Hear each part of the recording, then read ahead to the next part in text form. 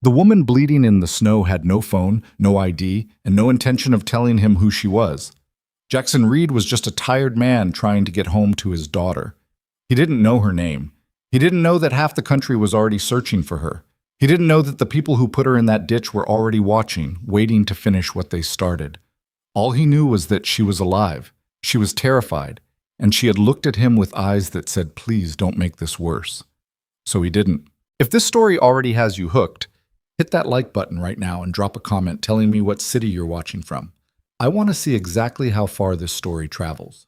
Now let's get into it. The lake didn't freeze in December the way it used to. Jackson Reed remembered a time when you could stand on the shore at Lake Michigan in early winter and watch the ice creep out from the edges, slow and deliberate, like the water was making a decision. These days it just got dark and choppy and mean, throwing spray up against the concrete barriers along Lakeshore Drive, while the wind came off it sideways and cut right through whatever you were wearing. He knew this stretch of road the way you know a scar. Not because you like it, but because you've run your fingers over it so many times, it's just part of you now. 6 years of the same overnight shift at Mercer & Sons Contracting. 6 years of driving home at 11:30 or midnight, or sometimes 1 in the morning, the heater in his truck working just hard enough to keep the windshield clear while the rest of the cab stayed cold. 6 years of thinking about Ava the whole drive back, running through the mental checklist. Did Mrs. Kowalski give her dinner? Did she do her reading? Did she remember to put out her clothes for tomorrow? Because that checklist was the rope that pulled him home every night when everything else felt like it was pulling the other direction. He was tired. That was the baseline now. Not the kind of tired that sleep fixed, though sleep helped. The kind that settled into the muscles and the back of the eyes and just lived there, quiet and permanent, like a house guest who'd stopped pretending they were leaving. The snow had been falling since mid-afternoon. By the time he got off the Eisenhower and turned north, it was coming down heavy enough that his wipers were working on their highest setting and still losing. The city looked blurred through the glass, orange streetlights smearing into halos, the occasional set of taillights going red in the distance. Most sensible people had gotten off the road an hour ago. Jackson had stayed late to finish a load-bearing assessment on a renovation downtown because the site supervisor had asked him to, and because Jackson Reed had never in his life told a supervisor no when the job needed doing. He almost missed the guardrail. It was the gap that caught his eye, a section of the metal barrier along the lakefront curve that was bent wrong, punched inward at an angle that didn't happen from weather. Something had hit it. He slowed before he'd consciously decided to, his foot coming off the gas, and he leaned forward over the steering wheel and squinted through the snow. The car was down the embankment, not far, 10, 15 feet, but enough that it wasn't visible from the road at speed, especially not in this weather. A sedan, dark-colored, nosed into the frozen scrub at the water's edge, no headlights, steam still rising from the hood. Jackson pulled over and put his hazards on. He sat for a second. He'd passed accidents before. Everyone did. You slowed down. You looked. You kept going because there were already people on the way, or the drivers had climbed out and were standing on the shoulder with their phones.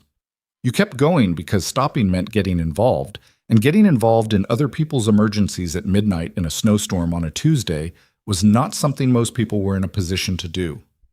He got out of the truck. The cold hit him like a wall. Wind off the lake, snow driving sideways, the temperature somewhere in the low teens with the chill factored in. He pulled his jacket tighter. It was a work jacket, canvas and flannel lined, not built for standing outside in this, and picked his way down the embankment using the scrub brush for handholds. The ground was uneven and frozen hard under a fresh layer of soft snow, and he went down on one knee halfway, caught himself, kept moving.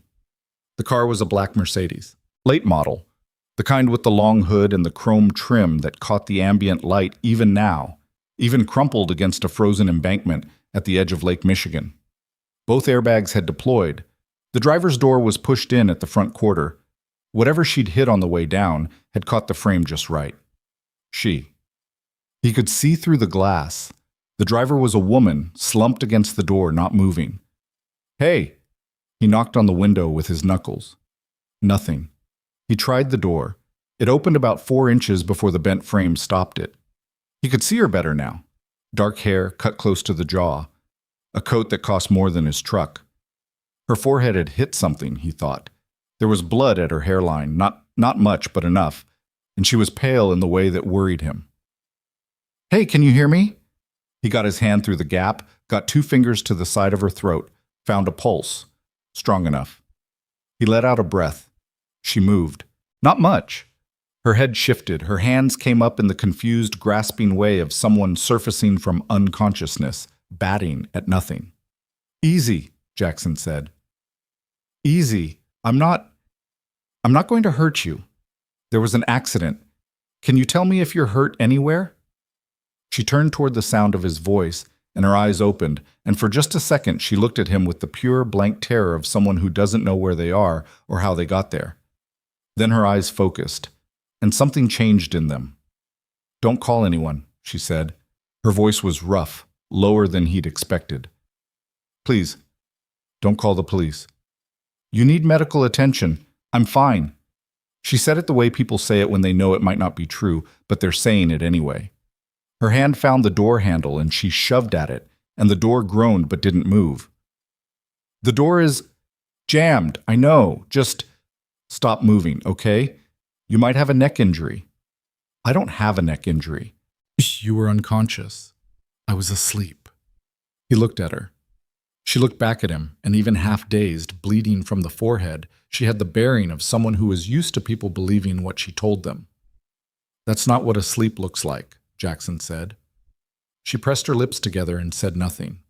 He tried the door again, put his shoulder into it this time, and the cold warped metal shrieked and gave about 8 more inches, not enough to get her out normally. He looked at the gap, looked at her.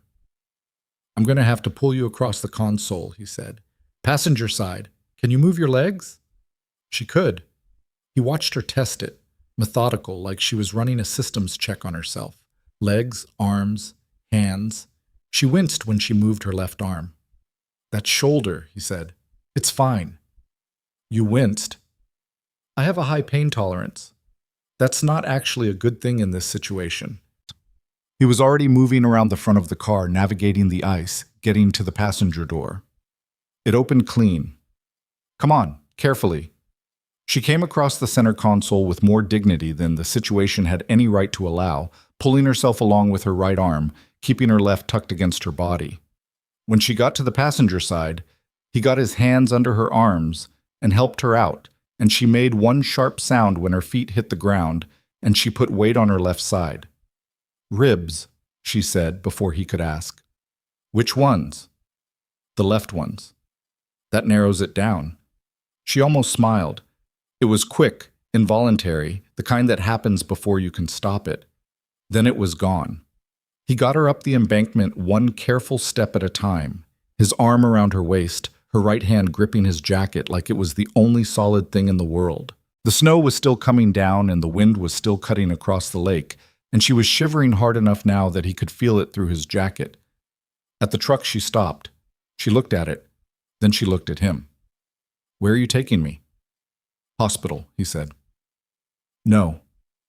"Lady," I said no. And there was something in her voice now that had nothing to do with pain, something hard and very clear and very scared in a way that wasn't about the accident. "Not the hospital, not the police. If you call anyone, it makes things worse. Much worse. I'm asking you to trust me." Jackson stood in the snow and looked at her. She was bleeding from the forehead. She was holding her left arm against her ribs.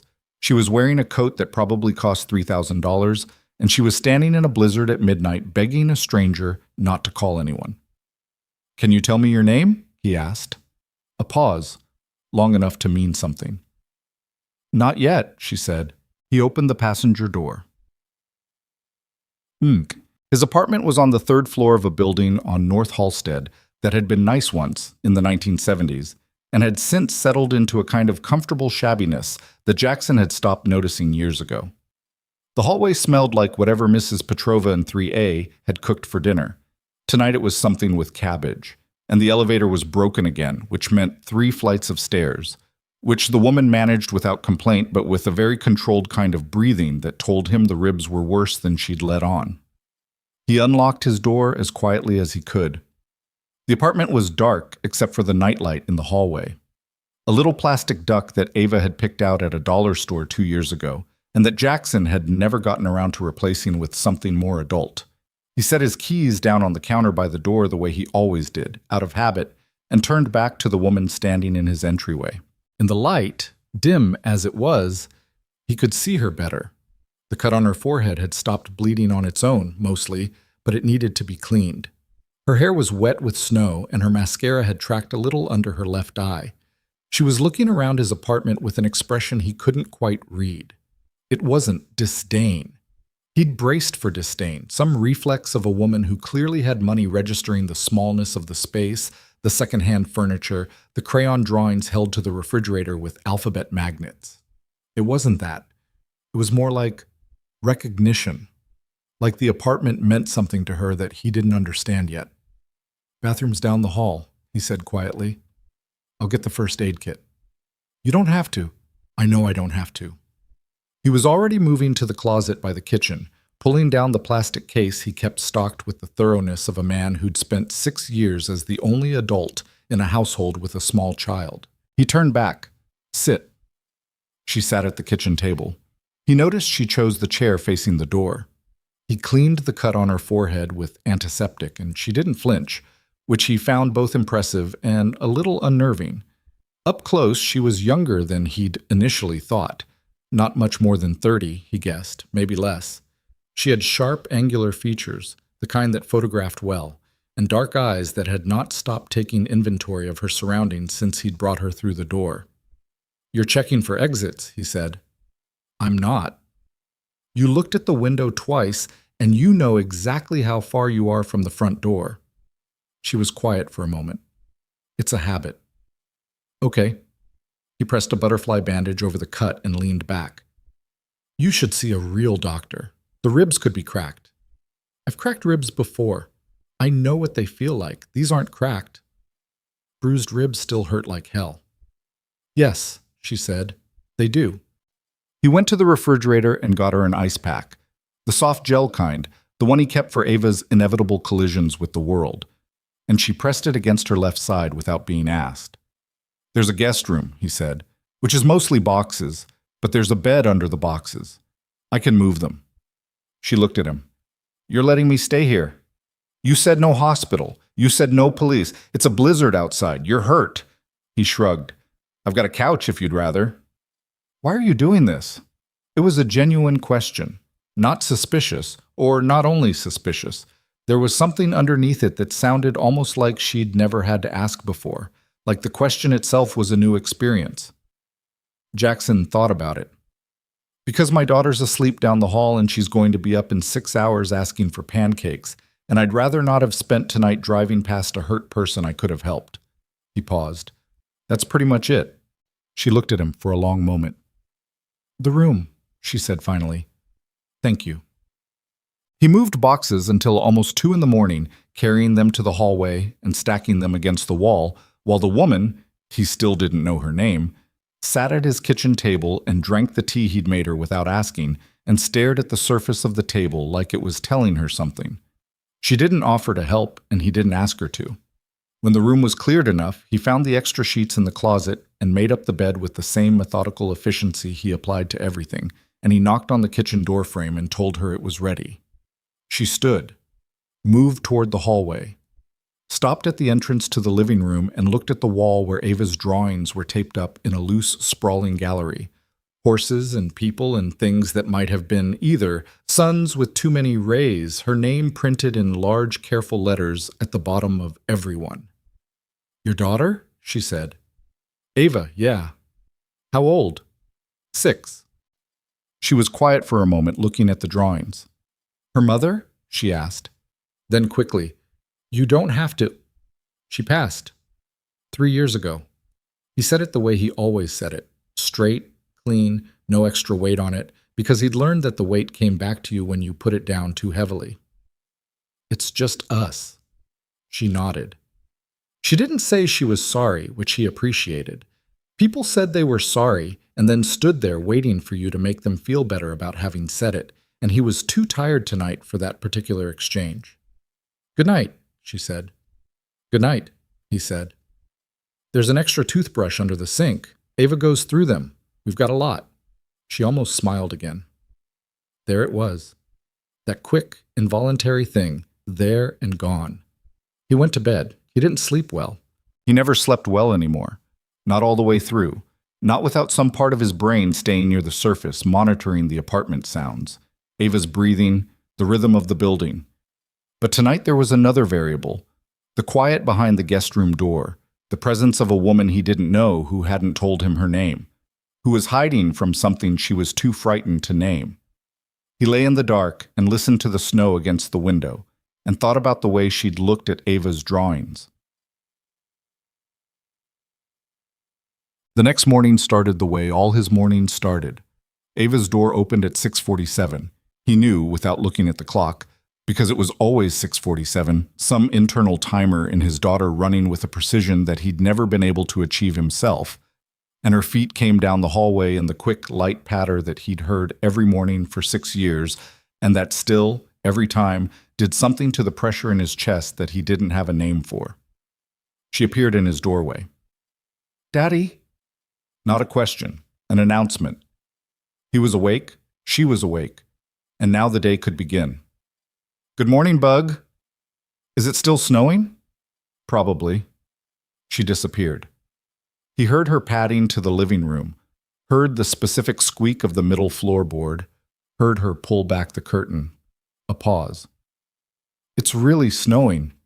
"Yeah." "The whole street is white." "Yeah." "Can we make pancakes?" He sat up. "Go get dressed first." He was pulling on jeans and a flannel shirt when he heard it. The pause in Ava's movements, the particular quality of silence that meant she had encountered something unexpected.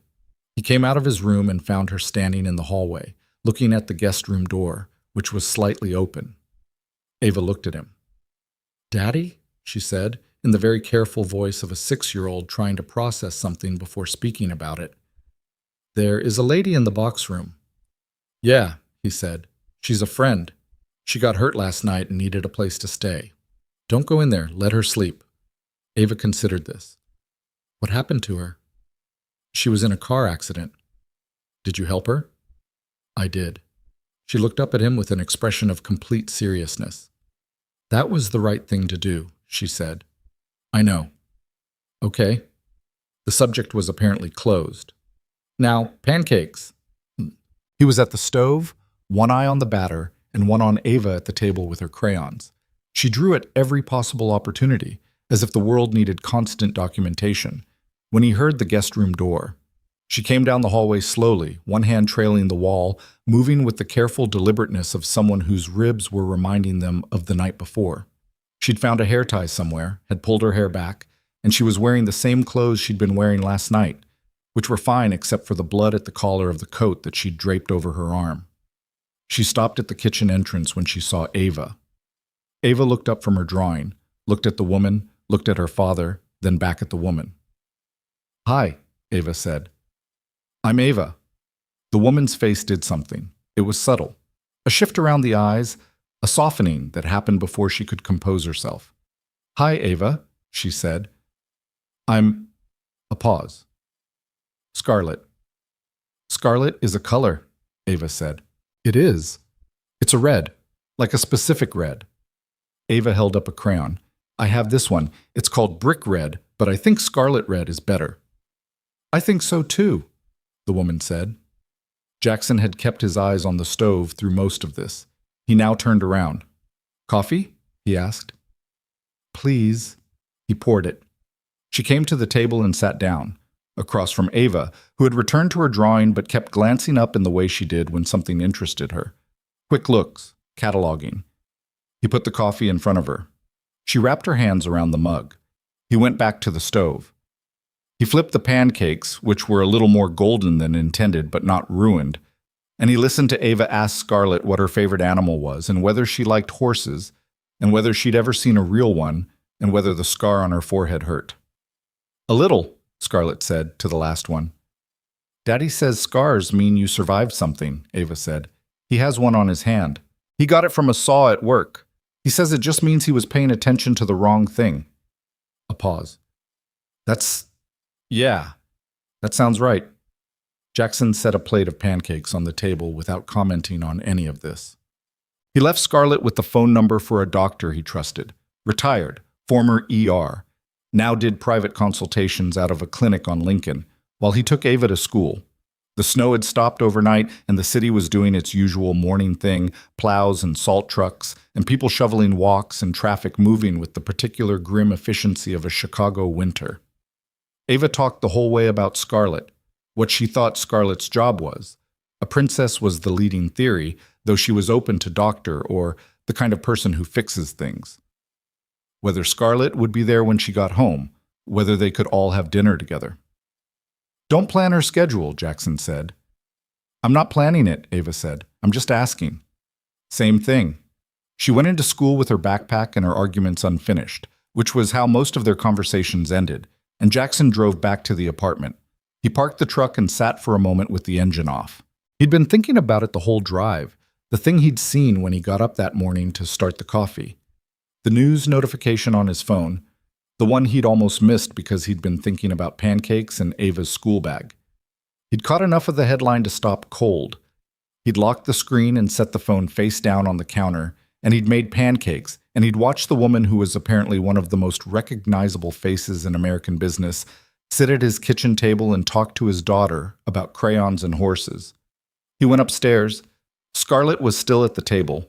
She'd finished the coffee and was sitting very still, both hands flat on the table surface, looking at the wall, not at Ava's drawings, not at anything specific. The look of someone running a problem through their head, over and over, from different angles. He sat down across from her. He put his phone on the table between them, screen up. She looked at it. Her face didn't change much, just a kind of settling, like a door closing very quietly. The headline read, Vaughn Industries CEO, Scarlett. Vaughn, missing following suspected accident, national search underway. Beneath it, a photo. Sharp, professional, from what looked like a conference or a gala. A woman in a dark blazer looking directly at the camera with the particular expression of someone who has been photographed so many times that the camera has become invisible to them. The same woman, sitting at his kitchen table, looking at him. Okay, she said. Okay, he said. A long silence. I wasn't going to lie to you, she said. I just needed a night. One night where nobody knew where I was. She looked at his phone, then back at him. The accident wasn't an accident. He had thought that might be the case. He'd thought it last night, standing at the guardrail in the snow, looking at the angle of the impact. He'd thought it when she'd said, don't call the police in that specific way. Not the way a person says it when they're scared of getting in trouble, but the way a person says it when they're scared of something much larger. Who did it? He asked. I don't know yet. She said it like admitting it cost her something. I have ideas. I have very strong ideas. But I don't have proof, and I don't know who else is involved, and if the wrong people find out I survived... She stopped. Then what? She looked at him steadily. Then they finish it. Jackson leaned back in his chair. He looked at the refrigerator, at Ava's drawings, at the little plastic duck nightlight that was still on in the hallway because he always forgot to turn it off in the morning. Ava asked if you'd be here for dinner, he said. Scarlett blinked. It was not what she'd expected him to say. I heard. What I'm saying is, you can stay. He ran a hand across his jaw. Until you figure out whatever you need to figure out. This isn't a luxury situation. The water pressure's bad and the elevator is broken and my daughter is going to talk your ear off every evening about horses. I noticed, but you're safe here. Nobody knows who you are to me. Nobody knows you came through last night. He picked up his phone, turned it face down again. And whatever's happening with your company, your board, whoever tried to put that car in the lake, none of that follows you through my door unless you bring it with you. She was looking at him in that way again, the way she'd looked at Ava's drawings. Why are you doing this? She asked. Same question as last night, said differently. He thought about it for a real moment. Honestly, I don't know exactly, but I know what it looks like when someone needs something and doesn't know how to ask for it. Ava looked at me like that for a year after her mom died. He shrugged, a small lift of one shoulder. I'm pretty good at it by now. Scarlett looked at the table. When she looked back up, There was something in her face that was very carefully controlled, the kind of careful that takes a lot of practice. "Thank you," she said. "Don't thank me yet. The shower runs cold after 7 minutes. I should have mentioned that last night." This time, the almost smile made it all the way. Not a big one, not a warm, open magazine cover kind of smile. Just a real one, quick and a little crooked and slightly surprised, like it had gotten out before she could stop it. "Noted," she said. "Bet." He spent the morning on a work call. The downtown renovation site had a question about load calculations that couldn't wait, sitting at the kitchen table while Scarlett moved quietly around the apartment. She had accepted his offer to wash her clothes, had changed into a pair of his sweatpants and an old Northwestern hoodie that he'd had since college, and the combination of expensive instincts and borrowed clothes did something strange to the apartment, like it was a different place with her in it. Not worse, just different. She'd found his bookshelf in the living room, which wasn't much, a mix of structural engineering references and the novels Ava's kindergarten teacher had recommended, and 3 or 4 things he'd bought at the library sale because the covers looked interesting. She pulled one out, looked at the back, put it back, pulled out another. He watched her the way you watch someone when they don't know you're watching them, in pieces, in the corner of your eye. She moved like someone who wasn't used to not having a purpose. Every time she sat down, she lasted about 4 minutes before she was up again, moving to the window, checking her watch. She'd somehow still had it on when he'd pulled her from the car, a thin silver thing that probably cost more than his car. Setting it back down, moving again. "You can't check your phone," he said. She turned around. "I know. Even if you have a burner or an encrypted line or whatever, if someone's actively looking for you and you have any footprint at all, using any device is a risk." She looked at him for a moment. "You know about that." "I read," he said. "And I watch too much news." He paused. "Also, common sense." She pressed her lips together, nodded.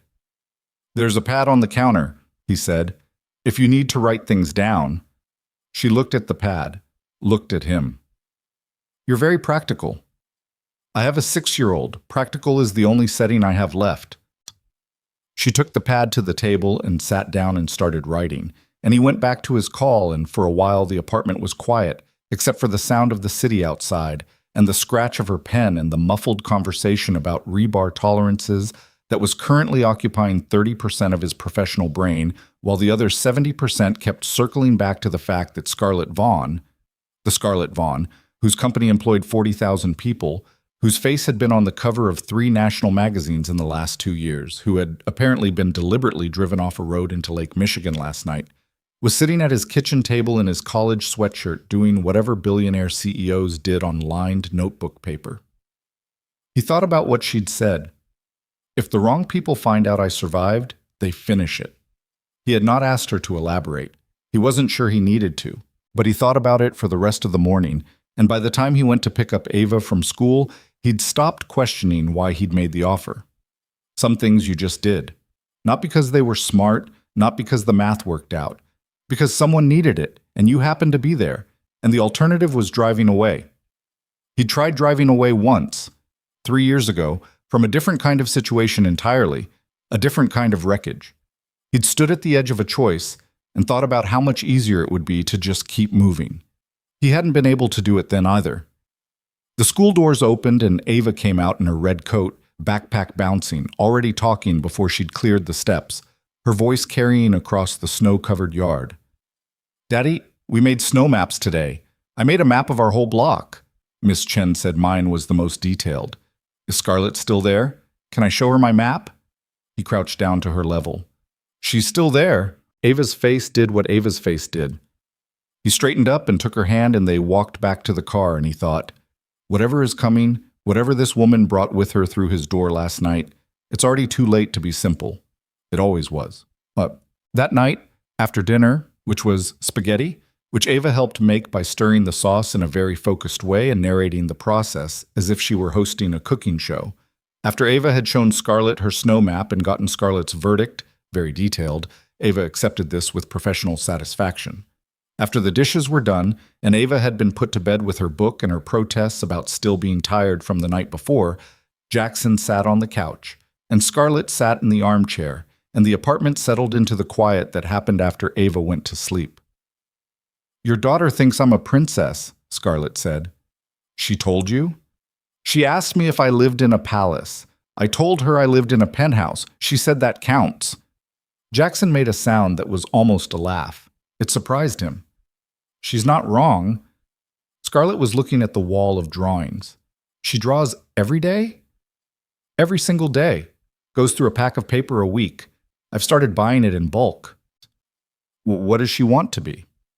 "A horse doctor who also draws horses. She hasn't found a way to combine those into one job title yet, but she's working on it."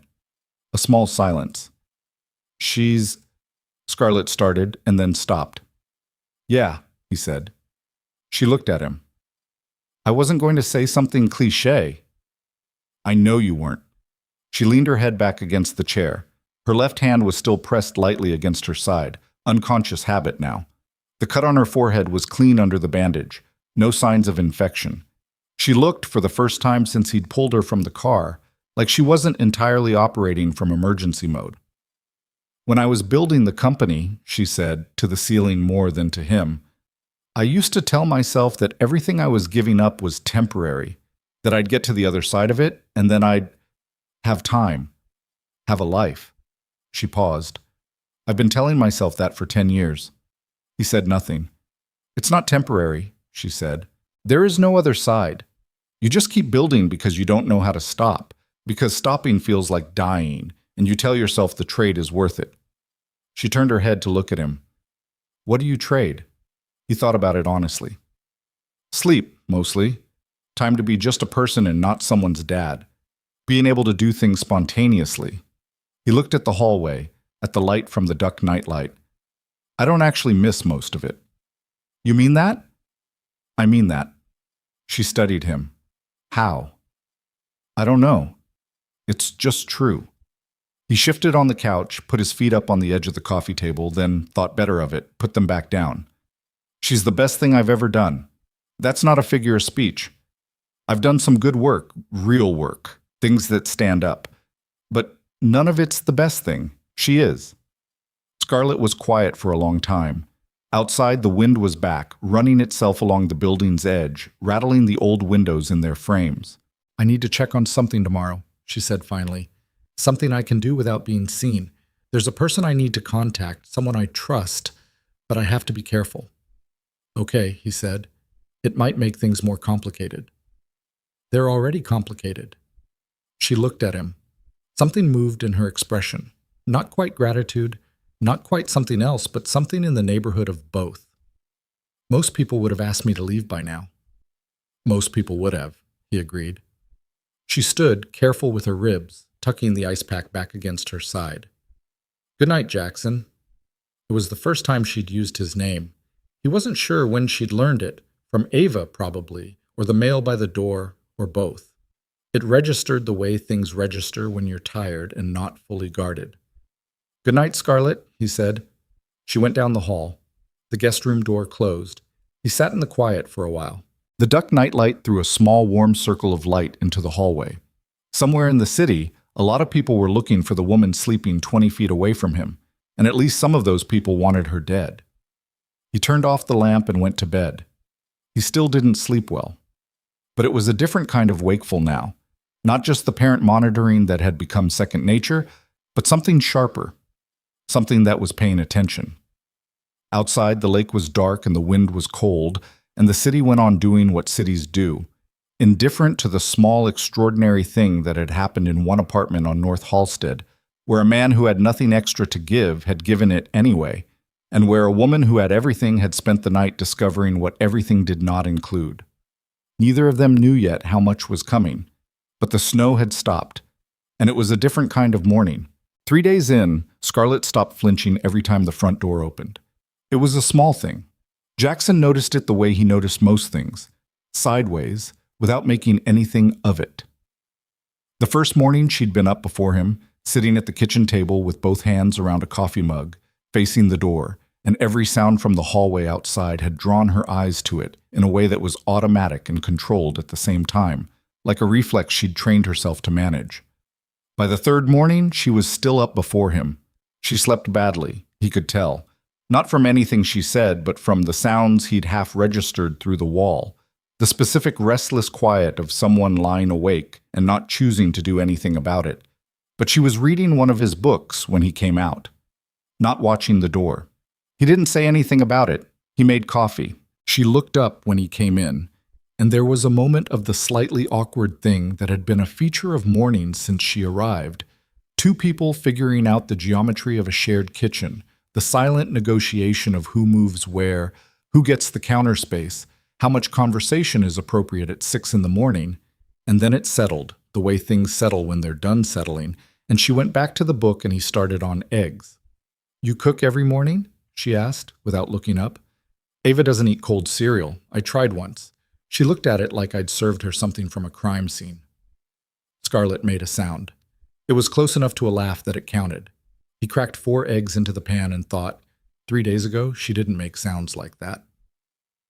The doctor he'd called, Marcus Osei, who'd done his residency at Northwestern and then spent 15 years in the ER before his knees gave out and he'd gone private, came to the apartment on the second day. Jackson had explained the situation in as few words as possible. Marcus had listened without interrupting, which was one of the things Jackson had always appreciated about him, and had asked exactly 2 questions. Is she going to be a problem? And does she need real care or just the paperwork kind? "Real care," Jackson had said. "I'll be there at 2. Marcus had examined Scarlett with the same unhurried thoroughness he brought to everything, had confirmed the ribs were badly bruised but intact, had looked at the cut on her forehead and redressed it more neatly than Jackson had managed, and had told her to stay off screens as much as possible for 72 hours because the headache she hadn't mentioned but was clearly managing was a mild concussion. "I don't have 72 hours, she'd said. "You have whatever hours your brain decides to give you," Marcus had said. "That's not negotiable. I don't care who you are." She'd looked at Jackson. Jackson had looked at the wall. He'd heard Marcus say, "I don't care who you are," to mayors and CEOs and at least one minor celebrity in the years he'd known him, and it always landed the same way. Not unkindly, but like a door that opened in one direction only. Scarlett had agreed to 48 hours. Marcus had caught Jackson at the door on his way out, pulled on his coat in the hallway, and said very quietly, "You know who that is." "Yeah. That accident is all over the news." "I know." Marcus had zipped his coat and looked at him. "You're sure about this?" "No," Jackson had said, "but I'm doing it anyway." Marcus had nodded once. He didn't offer an opinion. That was the other thing about him.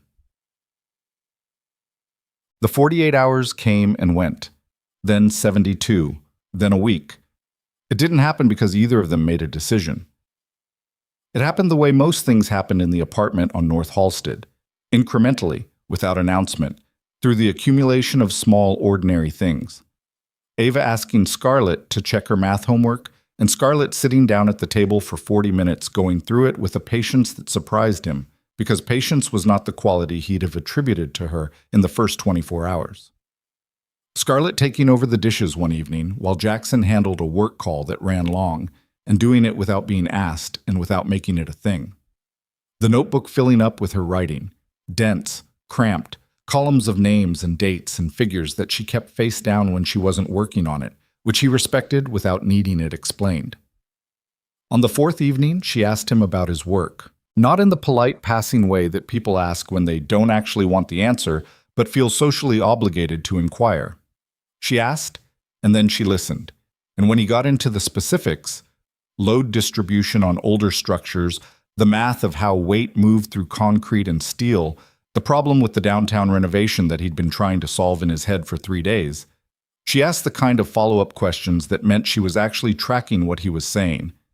"You have a structural engineering background," he said. He hadn't meant to say it out loud. It was more like thinking aloud. "Civil engineering, undergrad, then business school." She shrugged her good shoulder. "But the structural stuff stays." He looked at her. There was something, not quite embarrassment, but close to it, in the way she'd said it, like she'd revealed something by accident. "The company," he said. "It started in construction?" "Infrastructure consulting, before it became what it is." She picked up her coffee mug and didn't drink from it, just held it. I used to know exactly how buildings worked. I spent 6 years on actual projects. I could tell you the load-bearing tolerance of this building from looking at the walls. What would you tell me? She glanced at the wall. That you shouldn't add anything to the north side. The interior wall parallel to the kitchen. There's been settling, probably 10, 15 years. You can see it in the paint line at the baseboard. He looked where she was looking. She was right. He'd been meaning to get that checked for 2 years. Huh, he said. The rest is fine, she said. Building's old, but it's honest. He wasn't sure if she was still talking about the building. She made the contact she'd mentioned on the 4th day. He didn't ask for details, and she didn't offer them, except to say that it was someone who had been with her since the beginning. Before the company became national, before the board expanded, before the thing got big enough to attract the kind of people who looked at it and saw an asset to take rather than a business someone had built. The contact's name she didn't give him, and that was fine. What she told him the evening of that 4th day, sitting across the table from him while Ava slept, was enough. They think I'm dead, she said. The board, the senior executives, the people who organized the accident. How do you know they think that? Because my contact has been listening. She pressed a thumb against the edge of the notebook. And because they're moving, they've already called an emergency board meeting. There's language being circulated about succession protocol. Her jaw tightened. Language that was pre-written. Someone drafted those documents before the accident, Jackson. Before. He sat with that. That's premeditated. Yes. That's not a business dispute. I know what it is. Her voice was flat. Not calm. Flat, which was a different thing. The way a surface is flat after something's been sanded down. I've been trying to figure out who had both the access and the motivation for long enough now that I have a list of 4 names. That's a short list. It's a specific situation. It requires insider knowledge of my calendar, my security arrangements, the route I always take along the lakefront. She stopped. Someone who knew me well enough to know my habits. The apartment was very quiet. The wind had stopped tonight. For once, the building wasn't working against itself. What do you need? He asked. She looked at him with an expression that said the question itself was unexpected. What? To figure out which of the 4. What do you need? She blinked. I need to see certain documents, financial records that should be in our legal archive. My contact can get me copies without triggering any flags, but it takes a few days. She paused. I need to stay invisible until I have enough to take to a prosecutor, not just a board. If I surface too soon with the wrong kind of evidence or not enough of it, they have resources I don't. They'll bury it. Okay. Okay? You can stay as long as you need. He said it the same way he'd said it the first morning, when she'd looked at him like no one had ever said a thing that simple before. I told you that already. She didn't say anything for a moment. There was a quality to the silence that had weight to it. You were an engineer, she said finally. You went to school for structural engineering and now you're doing site assessments at a contracting company. It wasn't quite a question. He didn't take it as an accusation. He'd had enough time to get over taking it as anything. Yeah, that wasn't the plan. The plan changed. She waited. My wife got sick when Ava was 2, he said. I was up for a position with an architecture firm downtown, the kind of thing that takes everything you have, long hours, travel, all of it. I pulled my name from consideration. He looked at his hands, at the scar she'd heard Ava describe on his right palm. And then she passed, and I had Ava, and the window for that kind of position it had passed. The market, the timing, it passed. He shrugged. The contracting work is good work. It pays. It's flexible enough when I need it to be. I don't spend a lot of time thinking about the other version. But you did give it up. I made a choice. That's different from giving something up. She was watching him carefully. Most people would frame that as a sacrifice. Most people would be wrong. How? He thought about how to say it. Sacrifice implies loss. I don't feel like I lost something. I feel like I made a trade, and I'm good with the trade. He looked at the hallway, at the nightlight, the reflex he couldn't stop. She's what I'm building now. That's the project. Scarlett looked at the hallway too. She stayed that way for a moment. I haven't built anything real in years, she said quietly. It came out like something she hadn't intended to say. He didn't respond to that. Some things didn't need a response, just space to be true. But the weekend Ava talked Scarlett into baking, Jackson was running a load calculation report in the living room and pretending not to listen. It had started with Ava announcing that she wanted to make banana bread because she'd seen banana bread on a show, and it looked, in her words, scientifically interesting. Jackson had pointed out that they had bananas that were about to turn and suggested she was welcome to try. He'd expected to be drafted into the project. Instead, Ava had gone directly to Scarlett, who had been at the table with the notebook, and explained the situation with the seriousness of someone presenting a proposal. "Do you know how to make banana bread?" Ava had asked. Scarlett had looked at the notebook, then at Ava. "I know the theory of it." "That's basically yes," Ava said. "Come on." What followed was approximately 90 minutes of concentrated chaos. Ava measured by feel rather than by instruction, which Scarlett corrected with patient, specific pushback. "That's almost a cup, but not quite, and the difference actually matters." And Ava accepted the correction with the pragmatism she applied to all useful information. They disagreed about whether chocolate chips constituted an optional addition or a mandatory one. Ava's position was that they were mandatory. Scarlett's position was that it wasn't traditional. The compromise was half the batter with and half without, which satisfied both parties and produced an outcome that was neither neat nor by the book and turned out somehow to be exactly right. Jackson smelled it from the living room. He heard his daughter talking, a non-stop, overlapping flow about her friend Daisy, who had a real horse, about a book she was reading that had a secret passage, about whether they should name the two loaves, and underneath it, Scarlett's voice, lower and less frequent, but consistently present, not humoring, not performing patience, actually in the conversation. He put his pencil down and looked at the window. He wasn't sure what he felt. It wasn't quite anything he had a clean word for. It was something in the category of grief and something in the category of its opposite, pressed up against each other until the border between them was hard to find. When they called him in to try the bread, he went, and it was good. And Ava made him pick a favorite, and he said the chocolate chip one to avoid a political incident. And Scarlett ate a slice of the plain one and looked genuinely surprised, like she'd expected it to be bad and was recalibrating. "Not bad," she said. "Not bad means good," Ava told her. "Daddy always says not bad when it's actually good. He doesn't like saying things are great because then you think everything is great and nothing is really great anymore." Scarlett looked at him. He picked up his bread and took a bite and said nothing. It was 9 days after the accident when Scarlett came to find him in the living room at almost 11 at night, after Ava was long down and the building had gone into its nighttime sounds. She had the notebook in one hand and her expression had changed, not in the controlled, managed way it changed when she was being careful, but genuinely. Something had shifted. She put the notebook on the coffee table, turned it so he could read. He looked at the page.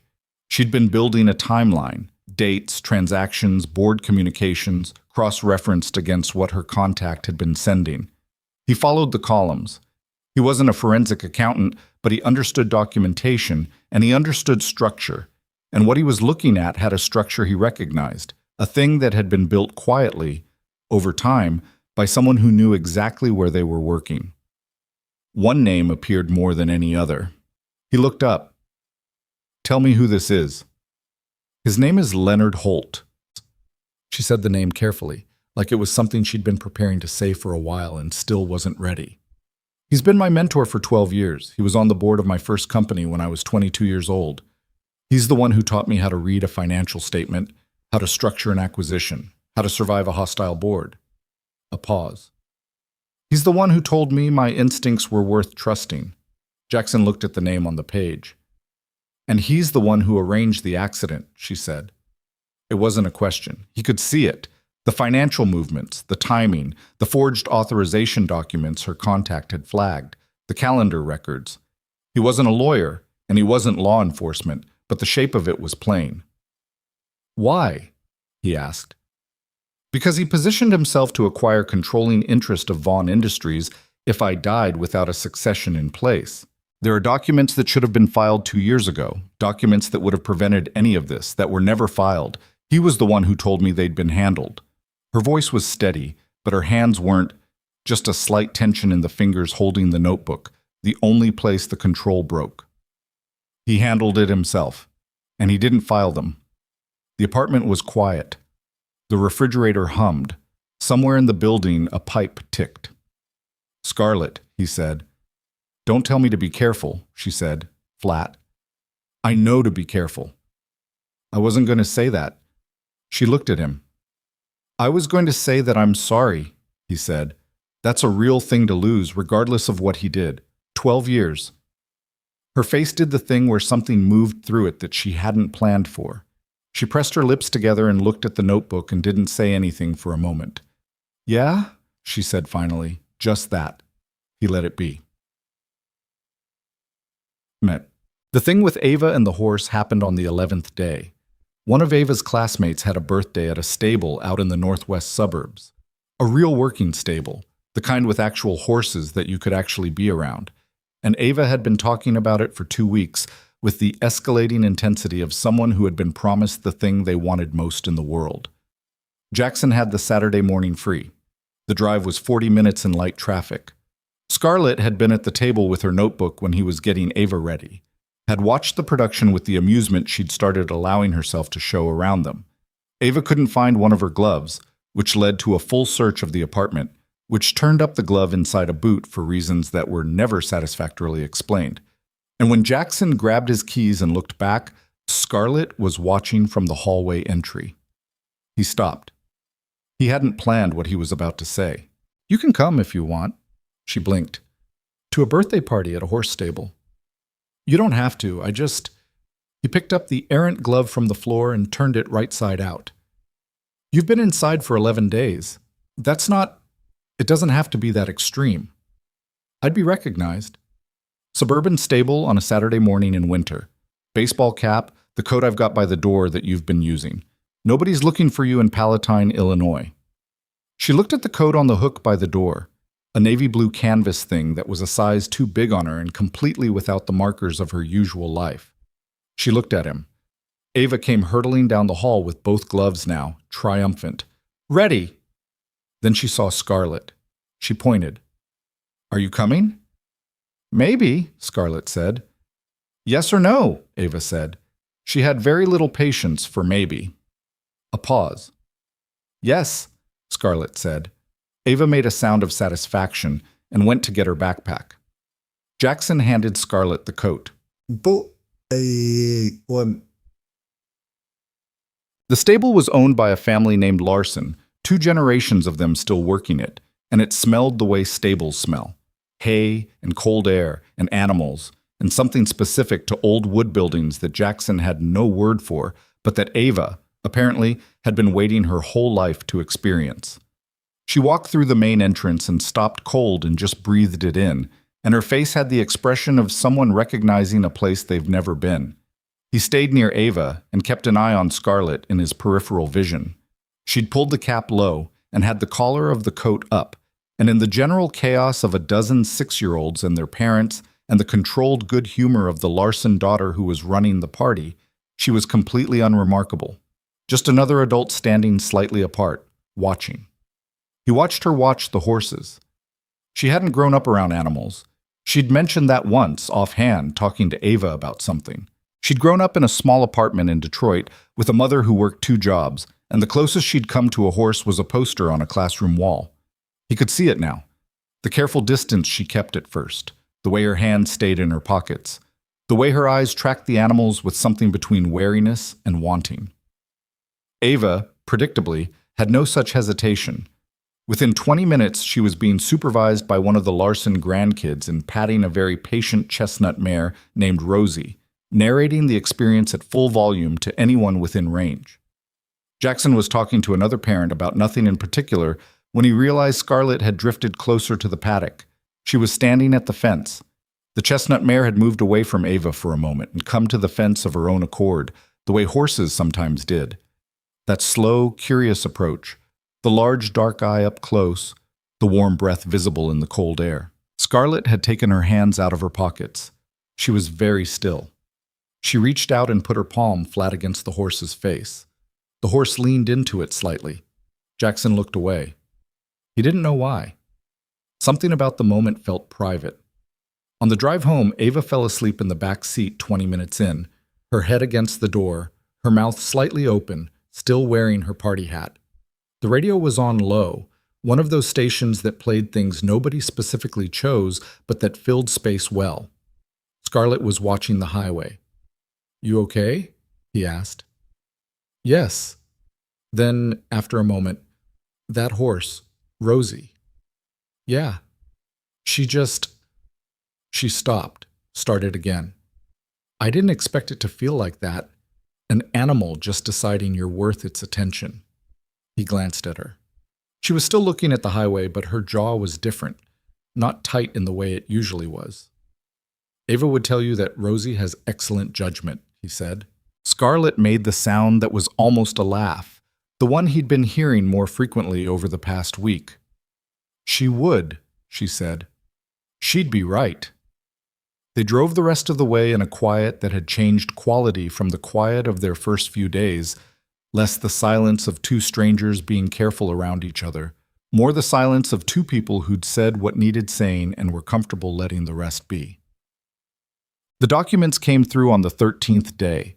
Her contact, she'd told Jackson his name by now, a lawyer named David Park who'd been with her company since year 3 and whose loyalty she was certain of in the way you could only be certain about someone who'd turned down a significantly better offer to stay, sent the files through an encrypted channel to an email address Scarlett had set up on an old laptop of Jackson's, one that hadn't been connected to any network in 2 years and that he'd fished out of the box room for exactly this purpose. She spent 6 hours at the kitchen table that day. He made coffee and stayed out of it, took Ava to the park after school and then to the library, and then, when it was clear Scarlett wasn't going to surface for dinner, made pasta and left a plate covered in the microwave. At 9:30, she came to the living room doorway. He looked up from the TV, which he'd had on for company more than attention. "Leonard Holt is not working alone," she said. "Who else?" "Marcus Brennan. He's our CFO. He's been moving money for 3 years. Structured it as consulting fees to shell companies. It's in the documents." She had the notebook, and even from across the room he could see the pages were full. "There's also a board member, Celia Torres. She's the one who will call the succession vote. She was positioned to vote alongside Holt to push through an acquisition by a competitor firm at below market valuation." She paused. "Below market because the accounts have been structured to look like they're underperforming. 3 years of manufactured losses. Holt was doing this for 3 years. At least." Something moved across her face. "While I was trusting him, while I was running the company he was helping me build, he was building his exit at my expense." Jackson turned the TV off. "David Park, does he have enough to take this somewhere solid?" "He says yes. There's a federal prosecutor he's been in contact with. White-collar crime, she's aggressive, and she doesn't leak. He thinks if I surface with this package, if I walk into that office, they have grounds to move quickly." She sat down on the couch. Not the armchair she'd been using for 2 weeks. The couch, like the invisible line she'd been maintaining around herself, had shifted without her noticing. "But there's a shareholders' meeting in 9 days. An emergency session Holt called under the succession protocol. If I don't act before that meeting, or at it, the vote goes through and the company structure gets rewritten, and even a federal investigation takes longer than the damage does." 9 days. 9 days. He looked at her. She looked like she hadn't slept. She'd been up most of the previous night, he'd heard it, but her eyes were clear in the way they got when she was running on something other than sleep. Something focused and cold and specific. "Then we have 9 days, he said. "You keep saying we." "I keep meaning it." She looked at him for a long moment. The apartment was quiet. From down the hall he could hear Ava's slow breathing, the particular deep rhythm of his daughter all the way under. "I don't know how to do this part," Scarlett said. It came out quietly, not like a confession, but like something she was figuring out as she said it. "Not the investigation, not the shareholders' meeting. I know how to do those things. I've been doing them my whole adult life." She looked at her hands. "This part. Letting someone—" She didn't finish the sentence. He didn't fill it in for her. He waited. "I've been alone for a long time," she said. Not lonely, just alone. It was easier, less exposure. And then I'm in the snow and there's this man I've never met who doesn't ask for anything, and his daughter knows what color I'm named after, and the apartment is so... She stopped again, looked at Ava's drawings on the refrigerator, visible from the couch. It's so full of people in it, even when it's just two of you. He thought about that for a moment. Yeah, he said. I know what you mean. She does that. You both do, she said, and looked back at the refrigerator. He didn't say anything. He didn't think she needed him to. What he did notice, in the quiet that followed, was that she stayed on the couch. She didn't move back to the armchair. She tucked her feet up under herself and picked up the book she'd left on the side table 4 days ago, the one she'd been working through in pieces when she had a spare 20 minutes. And she read, and he sat at the other end, and the apartment settled around them the way it settled late at night, and neither of them made it into a thing. He thought about what she'd said, full of people in it. He'd stopped noticing that. It had become the baseline, the drawings and the crayon boxes, and the books scattered wrong way up, and the small worn shoes by the door, and the particular weight of a 6-year-old in the world. But she was right. There was something in it. He just couldn't see it from the inside anymore. Outside the window, the city moved on, indifferent as ever. And somewhere in it, Leonard Holt and Marcus Brennan and Celia Torres were preparing to dismantle the thing that the woman on his couch had spent her entire adult life building. They had 9 days. And Jackson Reed, who had made his peace with the version of his life that didn't include surprises, sat in the dark of his living room and understood, without deciding to understand, that the shape of things had changed. He wasn't sure yet what they were changing into, but he was, for the first time in a long time, not trying to stop it. The 9 days did not go the way either of them planned. They rarely did. Jackson had learned that about plans somewhere around the time Ava was born. That the thing about making them was not that they worked out, but that making them gave you something to hold while everything went sideways. A plan was a shape you imposed on a situation that had no interest in your preferred shapes. You made it anyway, because the alternative was just standing in the dark with your hands out.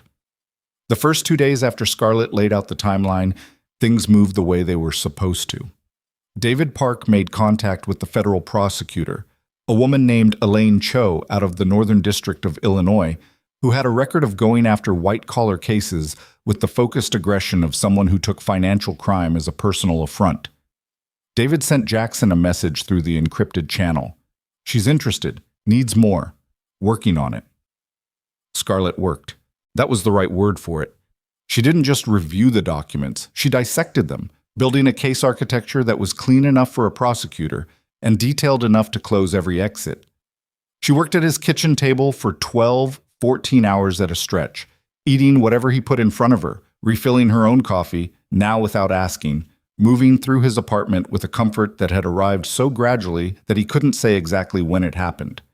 She'd stopped sitting with her back to the wall. She'd started leaving her notebook open on the table instead of face down. He noticed these things the way he noticed the structural details of buildings. Not because he was looking for them, but because paying attention to how things held together was just the way his mind worked. On the 3rd day, something changed. He was at the downtown site by 7 in the morning, hard hat on, going through the load-bearing assessments on the north face of the renovation. His phone buzzed. He ignored it. Phones on a work site were a liability. He'd been strict about that since a close call with a colleague 3 years back who'd been reading a text when he should have been watching the lift. But it buzzed again. And a 3rd time. He stepped off the active floor, found a corner, looked at the screen. 3 messages from a number he didn't recognize. The first said, "We know she's alive." The second said, "We know where she's staying." The third said, "Walk away from this. Last time we asked nicely." He stood in the cold concrete stairwell of an unfinished building and read the messages 3 times. Then he called Scarlett on the burner phone they'd been using. She picked up on the 2nd ring. "Someone knows," he said. A silence, short and very controlled. "What did they say?" He read the messages. "Okay?" Her voice had gone flat. "How long until you're back?" "Hour. Less if I leave now." "Leave now," she said. "I need to think." He made it back in 45 minutes. She was at the table when he came through the door, the notebook in front of her, but the pen down, both hands flat on the table surface, in the posture he recognized now as the way she held herself when she was managing something difficult. She looked up when he came in. "Someone on Holt's side found a thread," she said. "I don't know which one yet. David is checking his end." She paused. "It could be the encrypted channel. It could be the prosecutor's office, though I'd be surprised. It could be something I didn't account for. Or someone at the stable," he said. She looked at him. 11 days before that, you didn't leave the apartment. The stable was the one time you were out in public, in a place where anyone could have had a phone out." He set his hard hat on the counter and ran a hand through his hair. "I'm not saying that's definitely it. I'm saying it's possible." She was quiet for a moment, working through it. If someone photographed me and sent it to Holt's people, they would have had 5 days to find the thread back to this address. He pulled out the chair across from her and sat, which means they've had it for at least a day or two before those messages. They've been watching. She looked at the window, then back at him. "Ava," she said, "I'll get her from school myself. I'll vary the route." He was already thinking through it, the logistics, the precautions. "But she can't stay here, Scarlett. Not if these people are watching the building." The words sat between them with more weight than either of them had expected. Scarlett looked at the table. He could see the calculation happening, the same thing he'd watched happen a dozen times over the past 2 weeks. The speed of her mind working through scenarios, closing off bad options, finding the viable ones. But there was something else happening too, underneath the calculation. Something that wasn't strategic. "Mrs. Kowalski," he said, "my downstairs neighbor. She's watched Ava before, plenty of times. Ava loves her. I'll call her, explain there's a family situation, ask if Ava can stay 2 nights, maybe 3. He watched Scarlett's face. "She'll be safe, Scarlett, but she needs to not be here." "This is my fault," she said. It came out clipped. Flat in the way that meant she was angry at herself. "Don't," he said. "It's true. It's also not useful right now." He said it straight, not unkindly. "What's useful is figuring out the next 4 days. The meeting is in 6 days. Cho needs the full package. We need to get Ava somewhere safe, and we need to not move you again because moving you now creates more exposure, not less." She looked at him. He'd seen that look before, though never directed at him. The look of someone recalibrating their assessment of another person. "You're good at this," she said. "I manage a worksite with 12 contractors and a 6-year-old at home," he said. "Crisis management is just a Tuesday." She picked up her pen. He picked Ava up from school himself, told her on the walk back that she was going to have a sleepover at Mrs. Kowalski's for a few days. Ava's immediate response was enthusiasm. Mrs. Kowalski had a cat named Ferdinand and an extensive collection of old movies and a habit of letting Ava stay up 30 minutes past bedtime, followed by a question that he should have predicted. "Is Scarlett okay?" He looked down at her. She was watching him with the frank, unsettling perceptiveness that she'd had since she was about 3 years old, the quality that made him feel, periodically, like he was the one being parented. "She's working through something important," he said. "I need to be around to help her, and I need to know you're somewhere safe." Ava considered this. "Is she in trouble?" "A little. Are you going to fix it?" He took a breath. "We're going to try." Ava nodded, the way she nodded when she'd decided something was acceptable. "Tell her Ferdinand bites sometimes," she said, "so she's not surprised if she comes to see him." "She's not coming to see Ferdinand, Bug." "I know," Ava said, "but still." He got her packed and walked her down to Mrs. Kowalski's and spent 20 minutes with her while she got settled, watched her immediately sit down next to Ferdinand with the focused diplomacy she applied to all animals, and came back upstairs to find Scarlett in the kitchen doorway, arms crossed, waiting. "She okay?" Scarlett asked. "She told me to tell you Ferdinand bites." Something moved across Scarlett's face, fast and unguarded. She pressed her lips together and looked at the floor for a second. "She's something else," she said quietly. "Yeah," he said, "she is." The apartment felt different without Ava in it. It always did. He'd had evenings when she was at sleepovers before, had known the specific texture of the apartment without the active presence of a 6-year-old, the way the quiet was fuller than it should have been. The way the nightlight looked slightly absurd when there was no one small enough to need it. But it was sharper now, with the edge of actual worry under it, and he could see that Scarlett felt it too. She moved through the space with less of the ease she'd developed over 2 weeks, more of the contained, careful quality she'd had in the first days. David Park called at 9 that evening.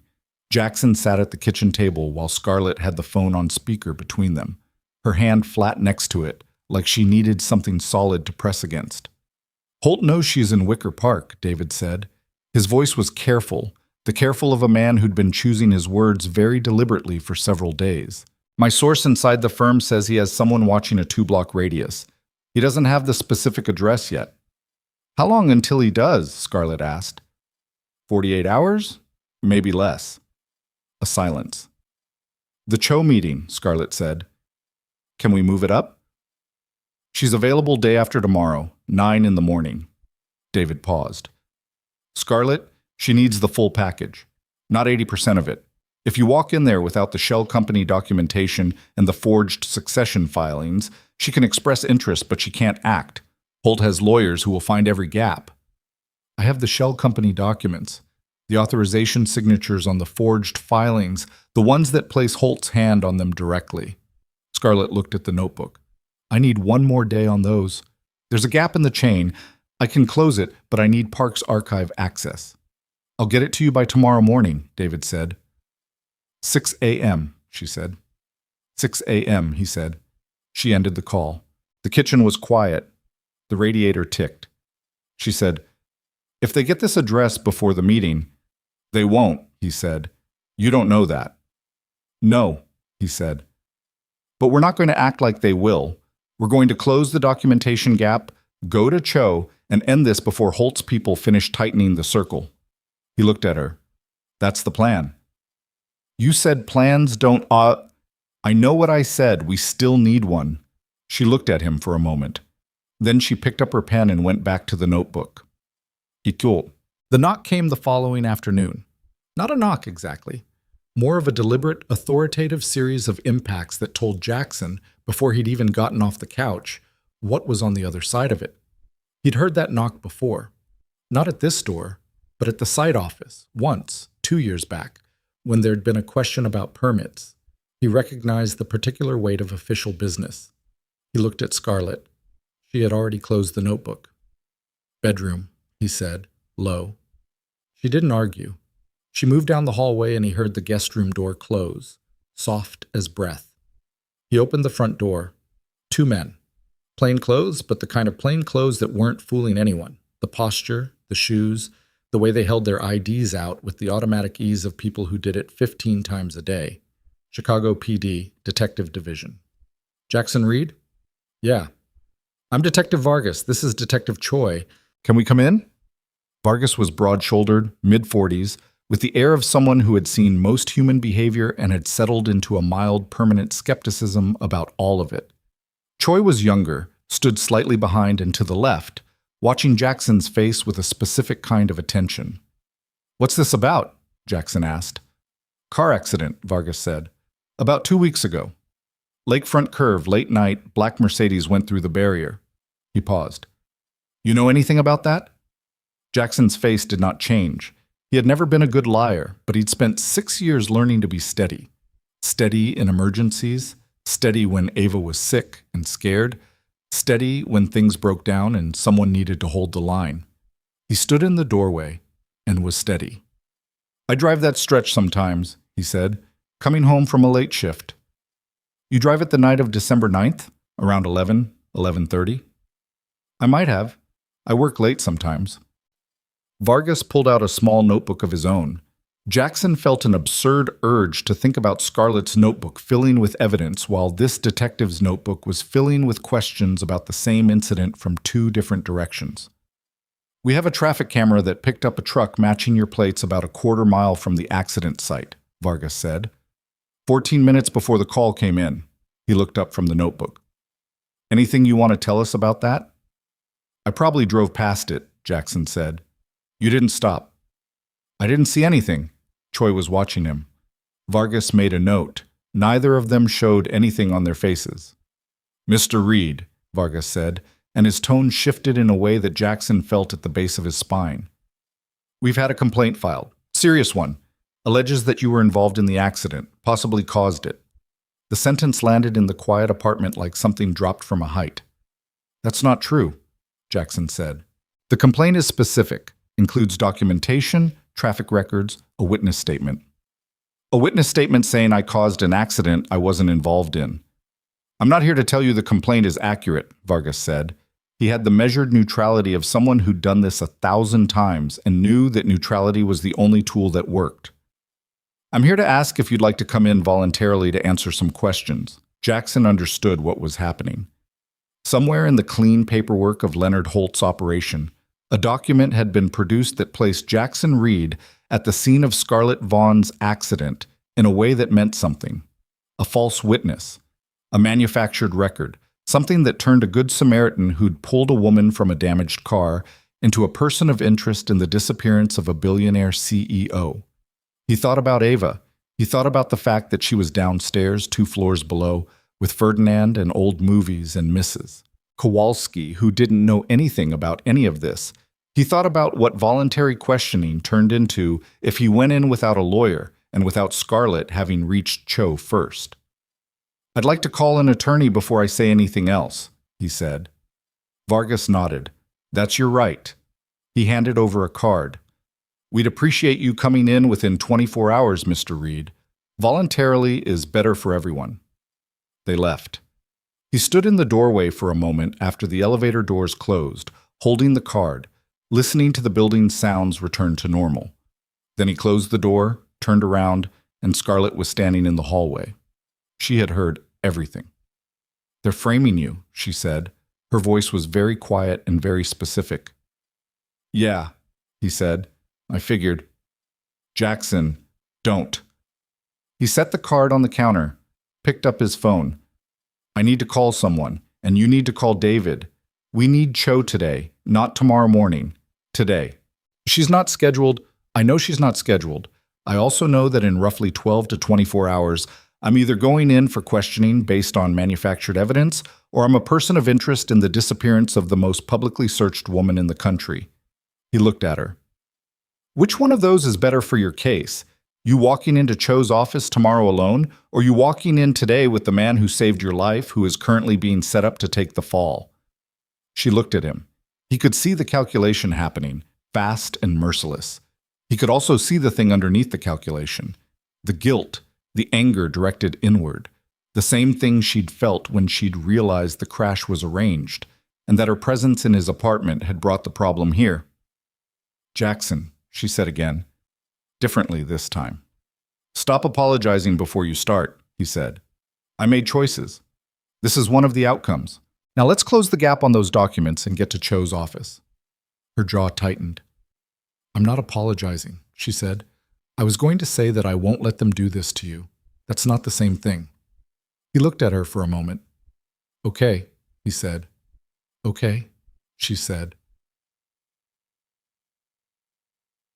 The call to Elaine Cho went through David, who reached her in under an hour, partly because Cho had been waiting for this call, and partly because, as David explained with a dryness that Jackson appreciated, the disappearance of Scarlett Vaughn was not a case any federal prosecutor in the district was sleeping well over, and the offer of the subject walking into your office alive and with documentation was not something you told to come back tomorrow.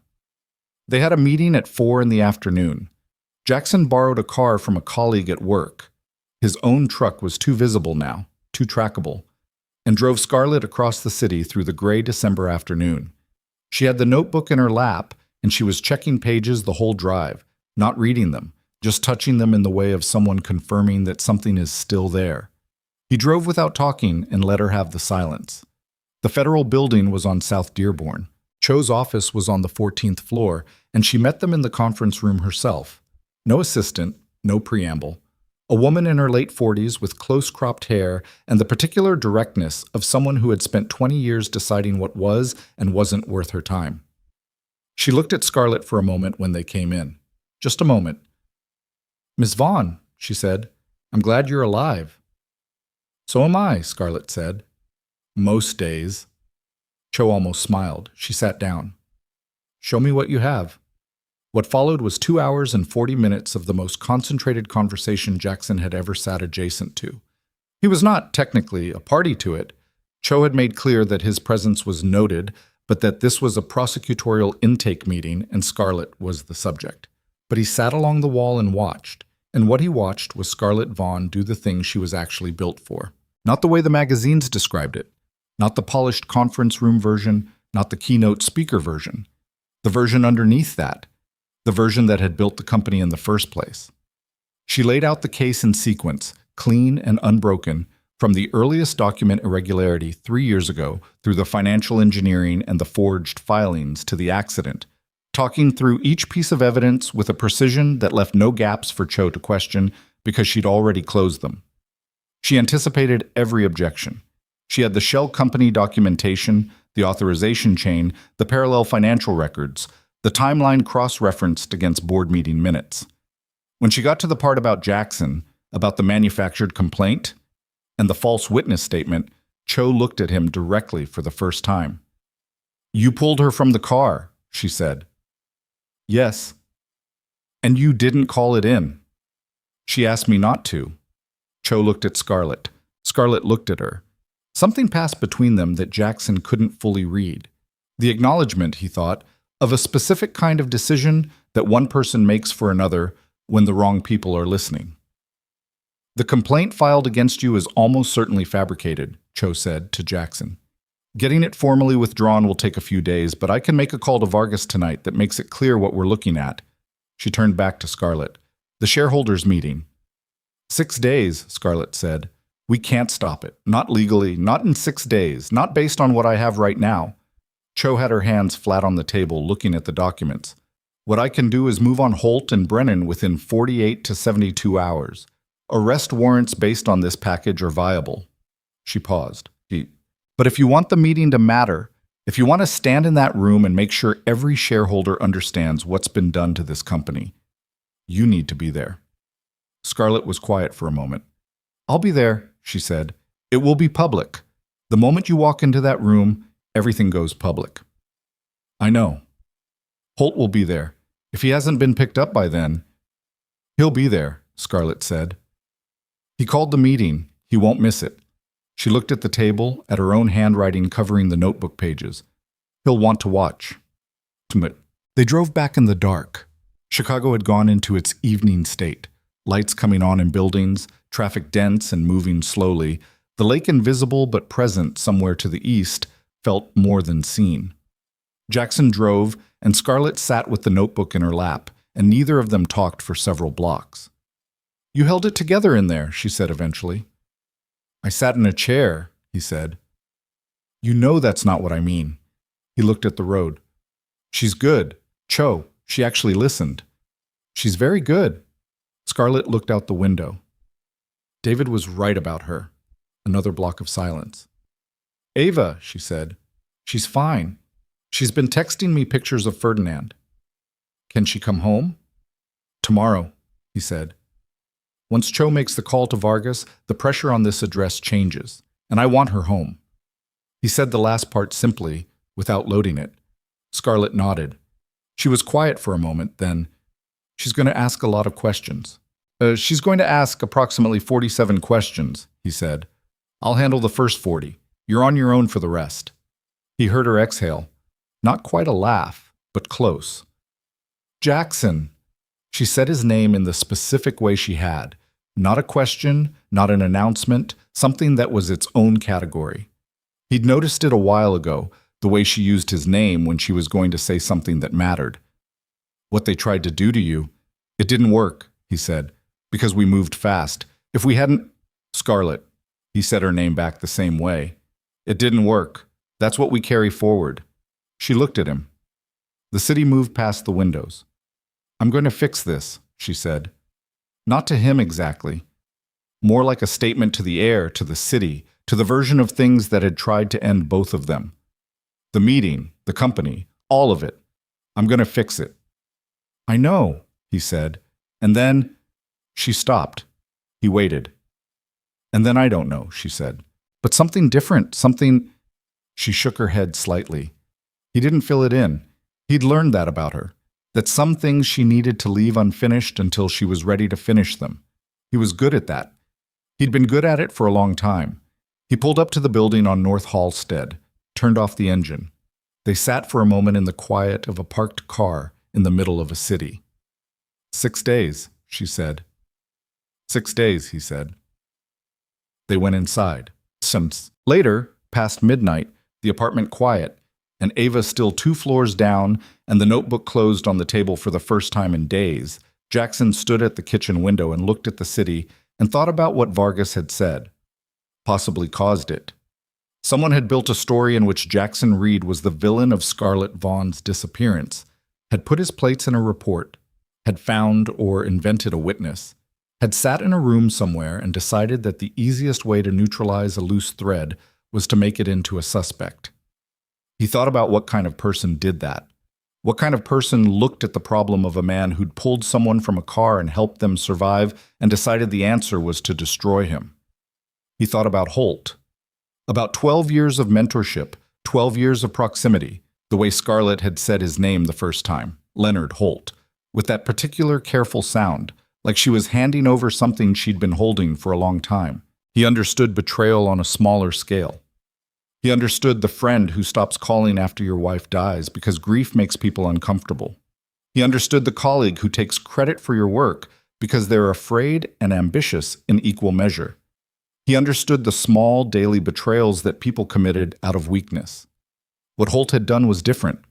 What Holt had done was premeditated and patient and designed to look like nothing until it was everything. You didn't do that to someone you mentored. You didn't do that to someone you taught. You did it to a resource you'd decided you were done pretending to care about. He heard Scarlett's door open. Then nothing. She'd stopped in the hallway. He didn't turn around. "Can't sleep?" he said. "No." "There's tea," he said. "Kettle's hot." He heard her move to the kitchen, the small sounds of it, the cabinet, the mug, the water. She came to stand beside him at the window. They stood there for a while. The city below was never fully dark. Lights from buildings and streets and the occasional car, the ambient glow that Chicago put out even at 1 in the morning, indifferent to sleep. "He taught me how to trust my own judgment," she said. "Holt. That's what I keep coming back to." Her voice was quiet, facing the window. "He was the first person who told me I was seeing clearly, when everyone else was saying I was too young, too aggressive, wrong about the market." She paused. "And I was right. And I always wondered if I'd have trusted myself enough without him saying it first." Jackson said nothing. "And now I don't know if he meant it," she said, "or if he saw something he could use." He looked at the city. "Maybe both," he said. "People are usually both." She was quiet. "Doesn't make it less of a betrayal," he said. "But it might make it more human, which is worse, maybe. But it's also true." She looked at her tea. "Yeah," she said. Outside, the wind came off the lake and ran through the streets below, and the city went on being the city, and in 6 days a shareholders' meeting would either go the way Leonard Holt had planned for 3 years, or it wouldn't, and the woman standing next to Jackson at the window was the only person who could determine which. He believed she would. He wasn't certain. Certainty wasn't really available in situations like this one, but he believed it. That was the most he could offer. He figured, for right now, it was enough.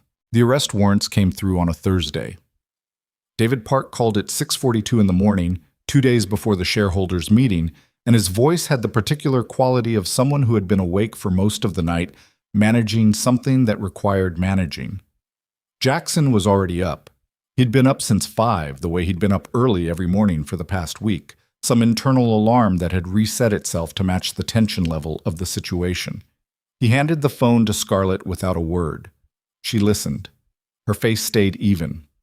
He watched her the way he'd learned to watch her, not at her face directly, which she controlled well, but at her hands, where the truth of how she was processing things lived.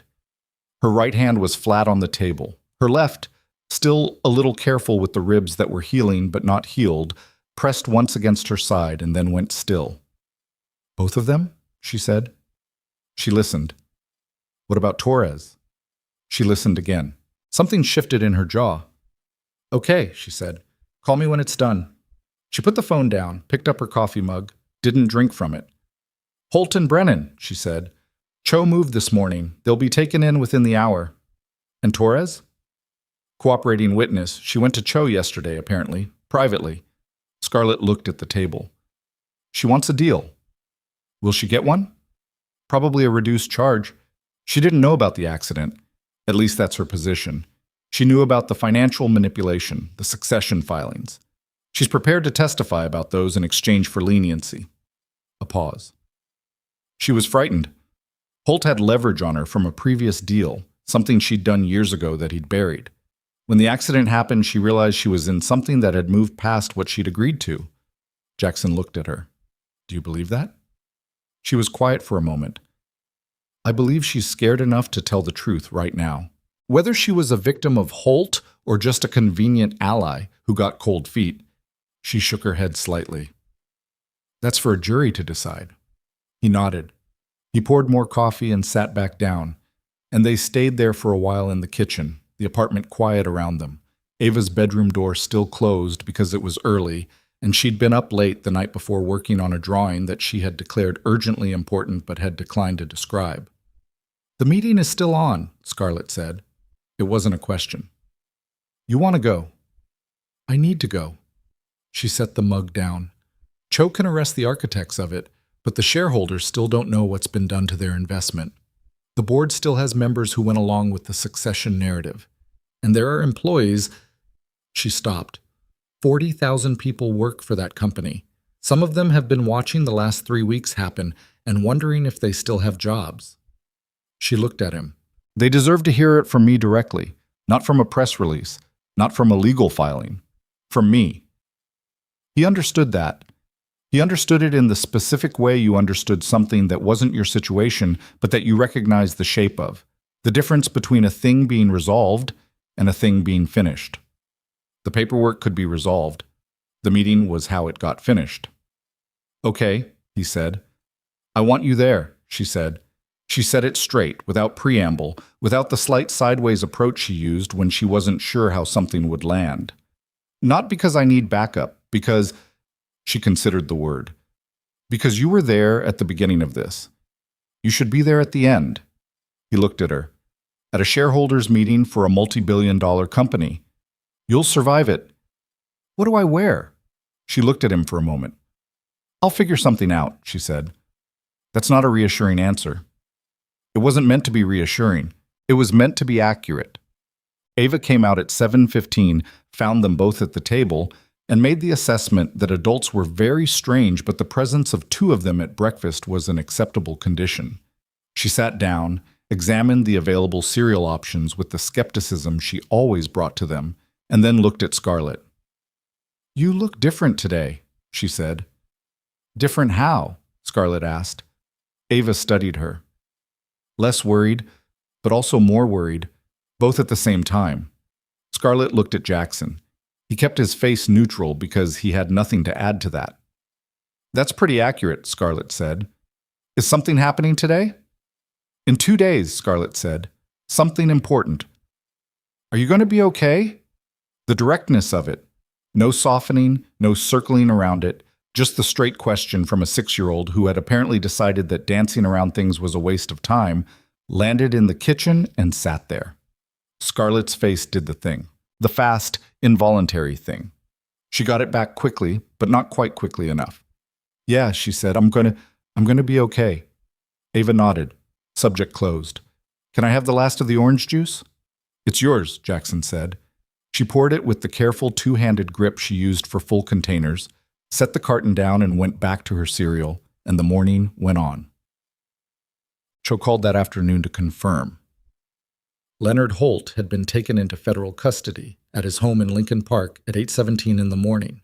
His attorney had been present within the hour, which meant he'd had one ready, which meant, as Cho said with a particular dryness, that he hadn't been entirely surprised by the possibility. Marcus Brennan had been picked up at O'Hare, apparently mid-process of a trip that had been booked 4 days earlier under a name that wasn't his. "He was running," Scarlett said when she'd heard it. "He was running," Cho confirmed. "Does that help the case?" "It doesn't hurt it." A pause.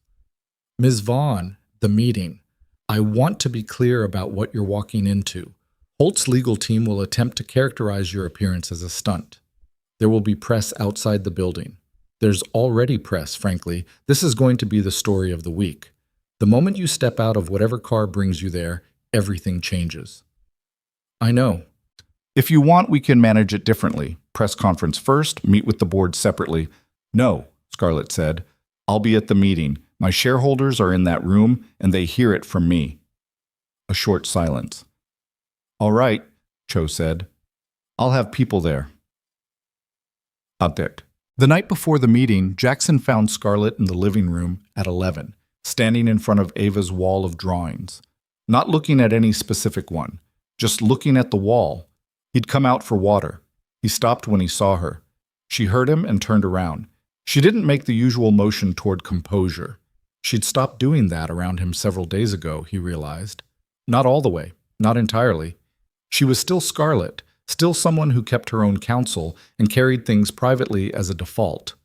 But the automatic reaching for the composed version of herself had stopped happening when it was just the two of them. Can't sleep, she said. Not a question. Not particularly. He got his water. You should try. I know. She looked back at the wall. That one in the corner. The blue one with the horse that looks like it might also be a dog. He looked. He knew the one. She spent 4 hours on that. She was very frustrated with the legs. Horses have complicated legs, Scarlett said. That's what I told her. She said that wasn't helpful. A small pause. Jackson. She turned from the wall. What happens after tomorrow? He looked at her. What do you mean? I mean, the meeting happens. The case moves forward. The company gets stabilized. She was choosing words carefully, which he recognized as the thing she did when she was being precise about something that mattered. I go back to my life. My actual life. She looked at the apartment. My penthouse, my schedule, my board meetings and my acquisition calls and my... She stopped. He waited. I don't know how to miss things, she said. I'm not built for it. I've always been better at moving forward than looking back. She looked at him with the directness she'd stopped editing around him. But I think I'm going to miss this. And I don't know what to do with that. The apartment was very quiet. The duck nightlight was on in the hallway. Through the building, he could hear the distant tick of pipes settling. You don't have to figure that out tonight, he said. I know. Tomorrow first, he said. Everything else after. She looked at him for a long moment. Yeah, she said. Okay. She went back down the hall. He stood in the kitchen for a few minutes, drinking his water, looking at the wall of drawings, not thinking about anything particular because sometimes the particular things were too many and too tangled, and the best you could do was stand quietly and let them be. Then he went to bed, and for the first time in several days, he slept straight through to morning.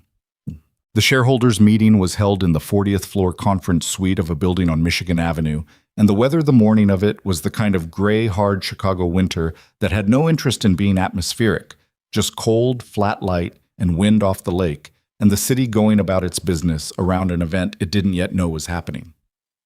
They arrived in a car David Park had arranged, a nondescript sedan driven by a man of very few words who navigated the downtown traffic with the efficiency of someone who'd been navigating it for 30 years.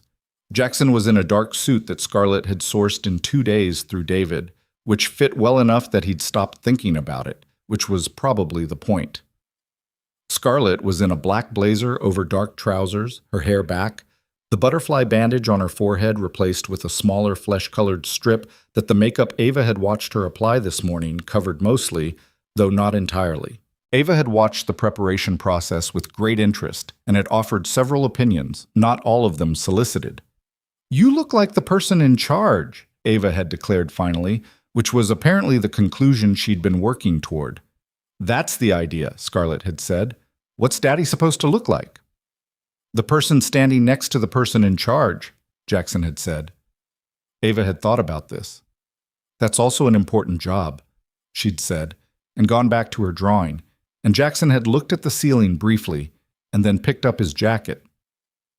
The press was outside the building. Cho had warned them, but the reality of it, The cluster of cameras and journalists on the plaza, the way someone spotted the car and the sudden convergence, the way the city's ambient noise shifted and focused was different from the warning. Scarlett had been in situations like this before. He hadn't. She put her hand on the door handle. "Stay close," she said. "Don't respond to anything. Just walk." "Got it," he said. "Jackson." He looked at her. "Thank you," she said. "For all of it." She said it quickly and cleanly, the way she said things that were hard to say, not making a moment of it, but meaning it completely. And he understood that about her now, the way she expressed things directly to prevent them from becoming overwhelming. "We're not done yet," he said. "I know," she said. "I wanted to say it before." The car door opened and everything got loud. They moved through it. She walked the way she'd walked from his truck to his building that first night, with a steadiness that was deliberate and physical, a woman moving through difficulty by moving through it. Cameras, names being called, questions fired from 3 directions at once, the specific chaos of a press pack that had been staking out a story for 3 weeks and was now watching it walk toward them in a black blazer. He stayed close. She didn't need him to hold anything or push anything or do anything physical. He was just there, the consistent presence at her left shoulder, and he understood that was the entire job, and it was enough. They got through the doors. Security met them in the lobby. Cho had coordinated. David Park was there, his expression carrying the specific controlled relief of a man who had spent 3 weeks managing an impossible situation and was within sight of it resolving. "Everyone's upstairs," David said. "The board is seated. The shareholders. It's a full room. Word got out that something was happening." He paused. "Holt's chair is empty. Brennan's chair is empty. Torres is present." He looked at Scarlett. "She looks terrible for what it's worth." "Good," Scarlett said, and started for the elevator. The 40th floor conference suite had been configured for a formal shareholders meeting. Long tables, microphones, a presentation screen at the front currently showing the Vaughn Industries logo, which struck Jackson as either ironic or appropriate. He wasn't sure which. The room was full. Board members at the main table, shareholder representatives along the sides, and at the back, the faces of senior staff who'd come in to witness whatever this was. The room knew something was happening before she walked through the door. That was clear from the quality of the silence when they entered. Not the silence before a presentation, which was anticipatory and restless, but the silence of a room that was recalibrating in real time. Scarlett walked to the front of the room. Jackson took a position near the wall, slightly behind and to the right. He watched the room. He watched Holt's empty chair, which sat at the main table like a missing tooth, and he watched Torres, who was seated 2 chairs down from it, and who looked, as David had said, terrible, pale and rigid in the specific way of someone sitting through consequences they'd chosen but hadn't fully prepared to experience. Scarlett stood at the microphone for a moment without speaking. The room stayed still. Then she said, "I'd like to begin by apologizing for the anxiety of the past 3 weeks. I know what this uncertainty has cost people in this company, and I know what it's cost the people who believed in what we built here." She paused. The room said nothing. Every person in it was completely still. "On the evening of December 9th, she said, my car was forced off Lakeshore Drive near the lakefront curve. The accident was not an accident. It was arranged by Leonard Holt and Marcus Brennan, acting in coordination, with the objective of removing me from leadership and restructuring this company's ownership through manufactured succession documentation." Her voice was steady. Not flat. Steady, which was different. The steadiness of someone who has found the ground under their feet and is speaking from it. Both men were taken into federal custody this morning. The relevant documentation, financial records, forged filings, communication records, is currently in the possession of the Northern District U.S. Attorney's Office. A federal investigation is underway. The room moved, not loudly. There was no outbreak of noise, no theatrical response. It was more like a shift in air pressure, every person in the space absorbing what they just heard and feeling the weight of it. Scarlett let it settle. Then she continued. For the next 40 minutes, she presented the full scope of what had been done to the company over 3 years. The manufactured losses, the shell company transfers, the position Holt and Brennan had built to allow them to push through a below-market acquisition of Vaughn Industries to a competitor firm in which they held substantial undisclosed interests. She presented it the way she'd presented it to Cho. Clean, sequenced, no gap in the chain. She had the documentation. She had the timeline. She had 3 years of her own company's financial records systematically dismantled and reassembled in front of an audience that had been told for 3 weeks that she was dead. Jackson watched the board members. He watched the moment it shifted for different people. The moment when this is a legal problem became this is something that was done to us. When the abstraction of corporate fraud became the specific reality of someone they'd known and trusted, having used that trust as a tool. He watched a woman in her 60s at the far end of the table press her hand over her mouth briefly and then remove it and get very controlled and very still. He watched a younger man in his 30s lean forward with his elbows on the table and his hands laced together, and his face carrying the expression of someone doing math they didn't like the answer to. He watched Torres, who did not look up from the table through most of it, and he watched Scarlett standing at the front of a room full of people whose money and trust and professional loyalty she was simultaneously reclaiming and accounting for, holding the weight of it with the posture of someone who had carried heavy things before and knew how. She was not perfect up there. She stumbled once, a sentence she had to restart. Something about the succession documents, a place where the language snagged on something and she had to pause and find a cleaner way through it. She was thinner than she'd probably been before the accident, and the strip of healing skin on her forehead was visible in the room's bright light, and the professional composure had the hairline fractures of someone running on adrenaline and insufficient sleep. All of it was real. All of it was hers.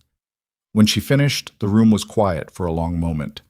Then, one of the shareholder representatives, a man Jackson didn't recognize, older, heavyset, who had been taking notes in a small pad throughout the entire presentation, put down his pen and said, "What do you need from us?" And something in Scarlett's posture changed, not collapsed, released slightly, like a tension she'd been holding released 1 degree. "Your confidence," she said, "and your patience. And if you have questions, I'd like to answer them."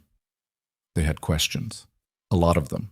The meeting ran another 90 minutes, and Jackson stood near the wall the whole time, and she answered every question with the same directness she'd brought to the presentation, including the hard ones, the ones about what she'd missed, what signs she hadn't seen, what she was going to do differently in terms of oversight and governance. She didn't deflect. She didn't qualify. She said, "I missed it where she'd missed it, and this is how I'll fix it where there was fixing to be done."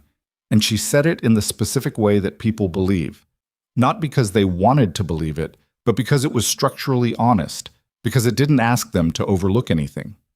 At the end of it, Torres asked to be excused from the room and was. The rest of the board voted to reaffirm Scarlett Vaughn's position as CEO, pending the outcome of the federal investigation. The vote was 9-0. Holt's chair stayed empty. Brennan's chair stayed empty. Outside on the plaza, the press was still there. More of them now, actually. Word had moved fast, the way it always moved in the age of phones and live feeds. Scarlett stood on the steps and gave a brief statement, 5 sentences that she'd prepared in the car and that David approved with a slight nod when she said them aloud. She answered 2 questions. She said she had nothing further at this time. She said that she was grateful to be alive, and she said it plainly, without ornament, and you could see the people holding the cameras and the recorders absorb the plainness of it and decide it was the most quotable thing she'd said. Then she came down the steps to where Jackson was standing, and the cameras followed, and one journalist said something about who he was, and she said, "A friend, the person who helped me," and kept walking. In the car, door closed, city outside, the noise fell away. She sat back against the seat. She closed her eyes for about 10 seconds. When she opened them, she looked out the window at the Michigan Avenue traffic. "It's done," she said. Not triumphantly, more like saying it out loud to confirm it was true. "Most of it," he said. "Yeah." She turned to look at him. "Most of it." He looked back. There was something in the car that had been in the apartment for a while, something that had been accumulating in the daily proximity of 2 people who'd been through something together and come out the other side. Something that neither of them had addressed directly, because the situation hadn't left room for it, And because they were both, in their different ways, careful people who didn't address things before they were ready to be addressed. It was ready now, or starting to be. He could see her seeing it too. Ava has her recital on Thursday, he said. The school music thing. She's been practicing hot cross buns on the recorder for 6 weeks. Scarlett blinked. What? She'd like you to come. She told me to tell you. She said, and I'm quoting, "Make sure Scarlett knows it's important and not the kind of important where adults say it's important but then look at their phones." A pause, then from Scarlett, an actual laugh. Not the almost laugh, not the sound that was close enough to count. An actual one, brief and real, and slightly surprised by itself. "I'll be there," she said. "Good," he said. "She'll quiz you on the pieces after. I'm warning you."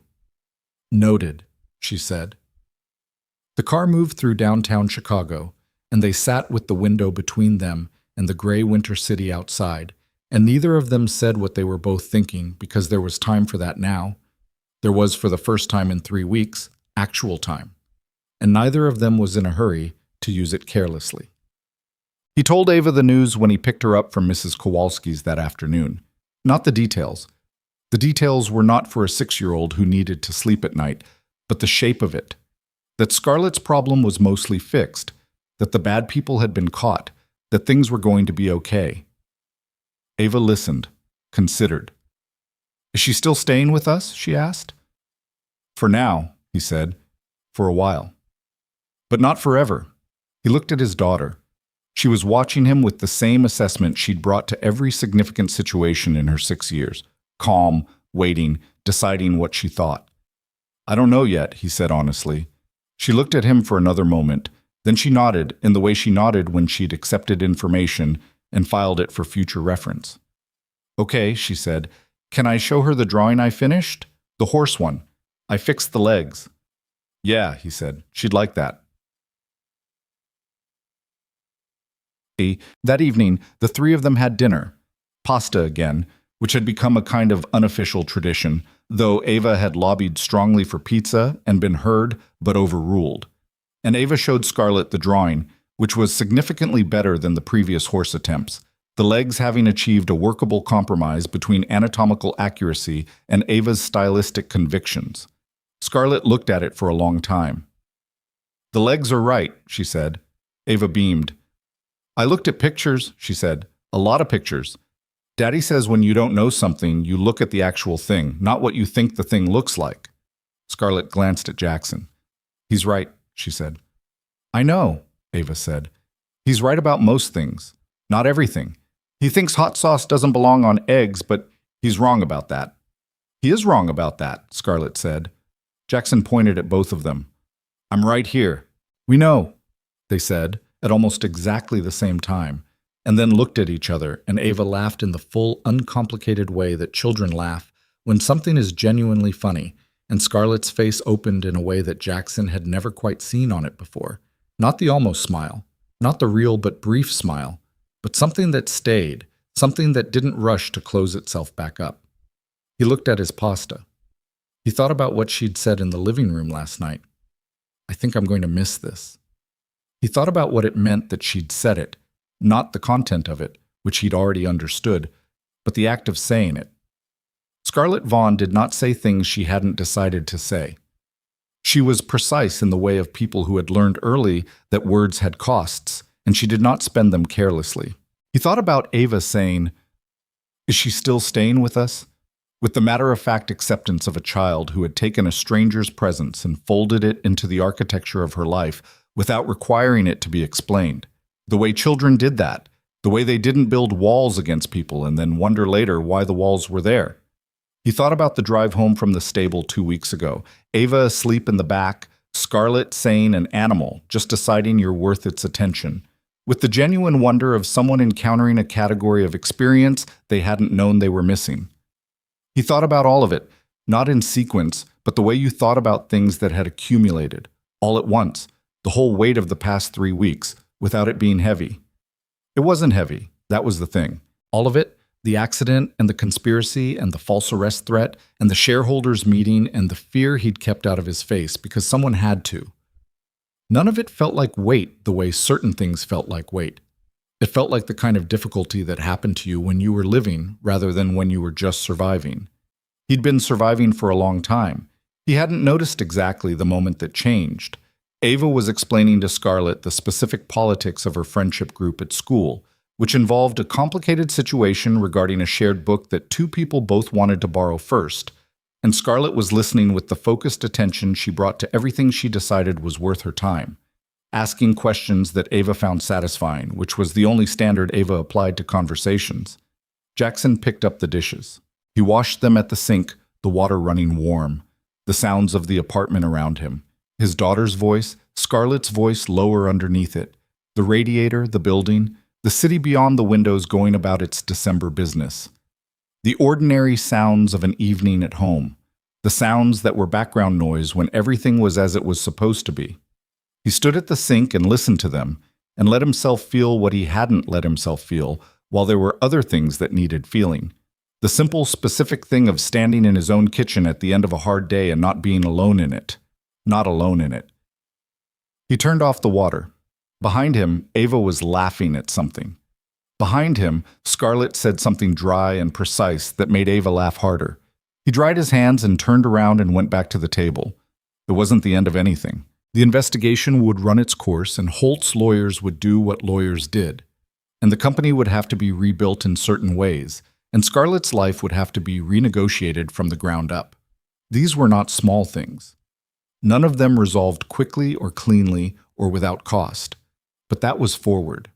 That was the territory ahead, and it was manageable territory, the kind you walked through rather than around. He sat down. Ava immediately redirected to tell him about the borrowed book situation, pulling him into the narrative the way she always pulled him into things. Not asking, just assuming his participation, because that was the nature of being her father. You were always already in it before you'd agreed to be. Across the table, Scarlett was watching him, just briefly, the kind of look that had a question in it that neither of them had asked yet. He met it. He didn't look away. She didn't either. Ava said something about fairness and library rules, and he said something back, and the evening went on, moving forward the way evenings did, through the small, ordinary moments that didn't feel significant while they were happening, but that you remembered anyway, later, when you were trying to understand how a life had turned into something different from what it had been before. This was one of those moments. He could tell. Not because it was dramatic or because anything declarative had been said, but because it was the kind of quiet that was full rather than empty, the kind you'd reached after crossing a distance rather than before crossing it. Something had been decided, or was being decided, in the space between three people at a kitchen table with pasta getting cold. Not tonight, not in words, but decided. Spring came late to Chicago that year. It was the kind of spring that made you earn it. 2 steps toward warm weather, 1 step back into a cold that had no business arriving in April. Trees that started budding and then reconsidered.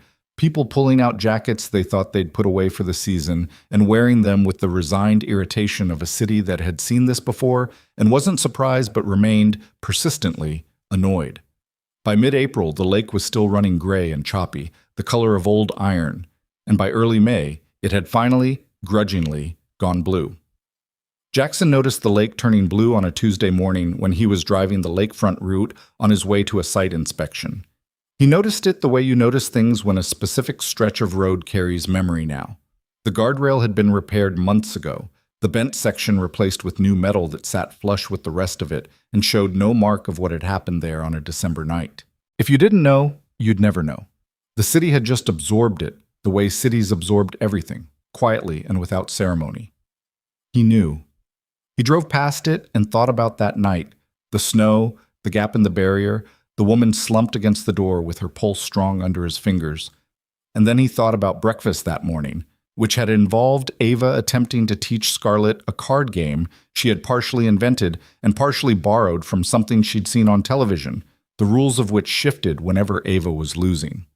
Scarlett had caught her changing a rule mid-hand and called it out with the precision of someone who had spent 20 years in boardrooms where people changed rules mid-hand, and Ava had responded with an argument about creative interpretation that was impressive enough that Scarlett had mostly let her finish before ruling against her anyway.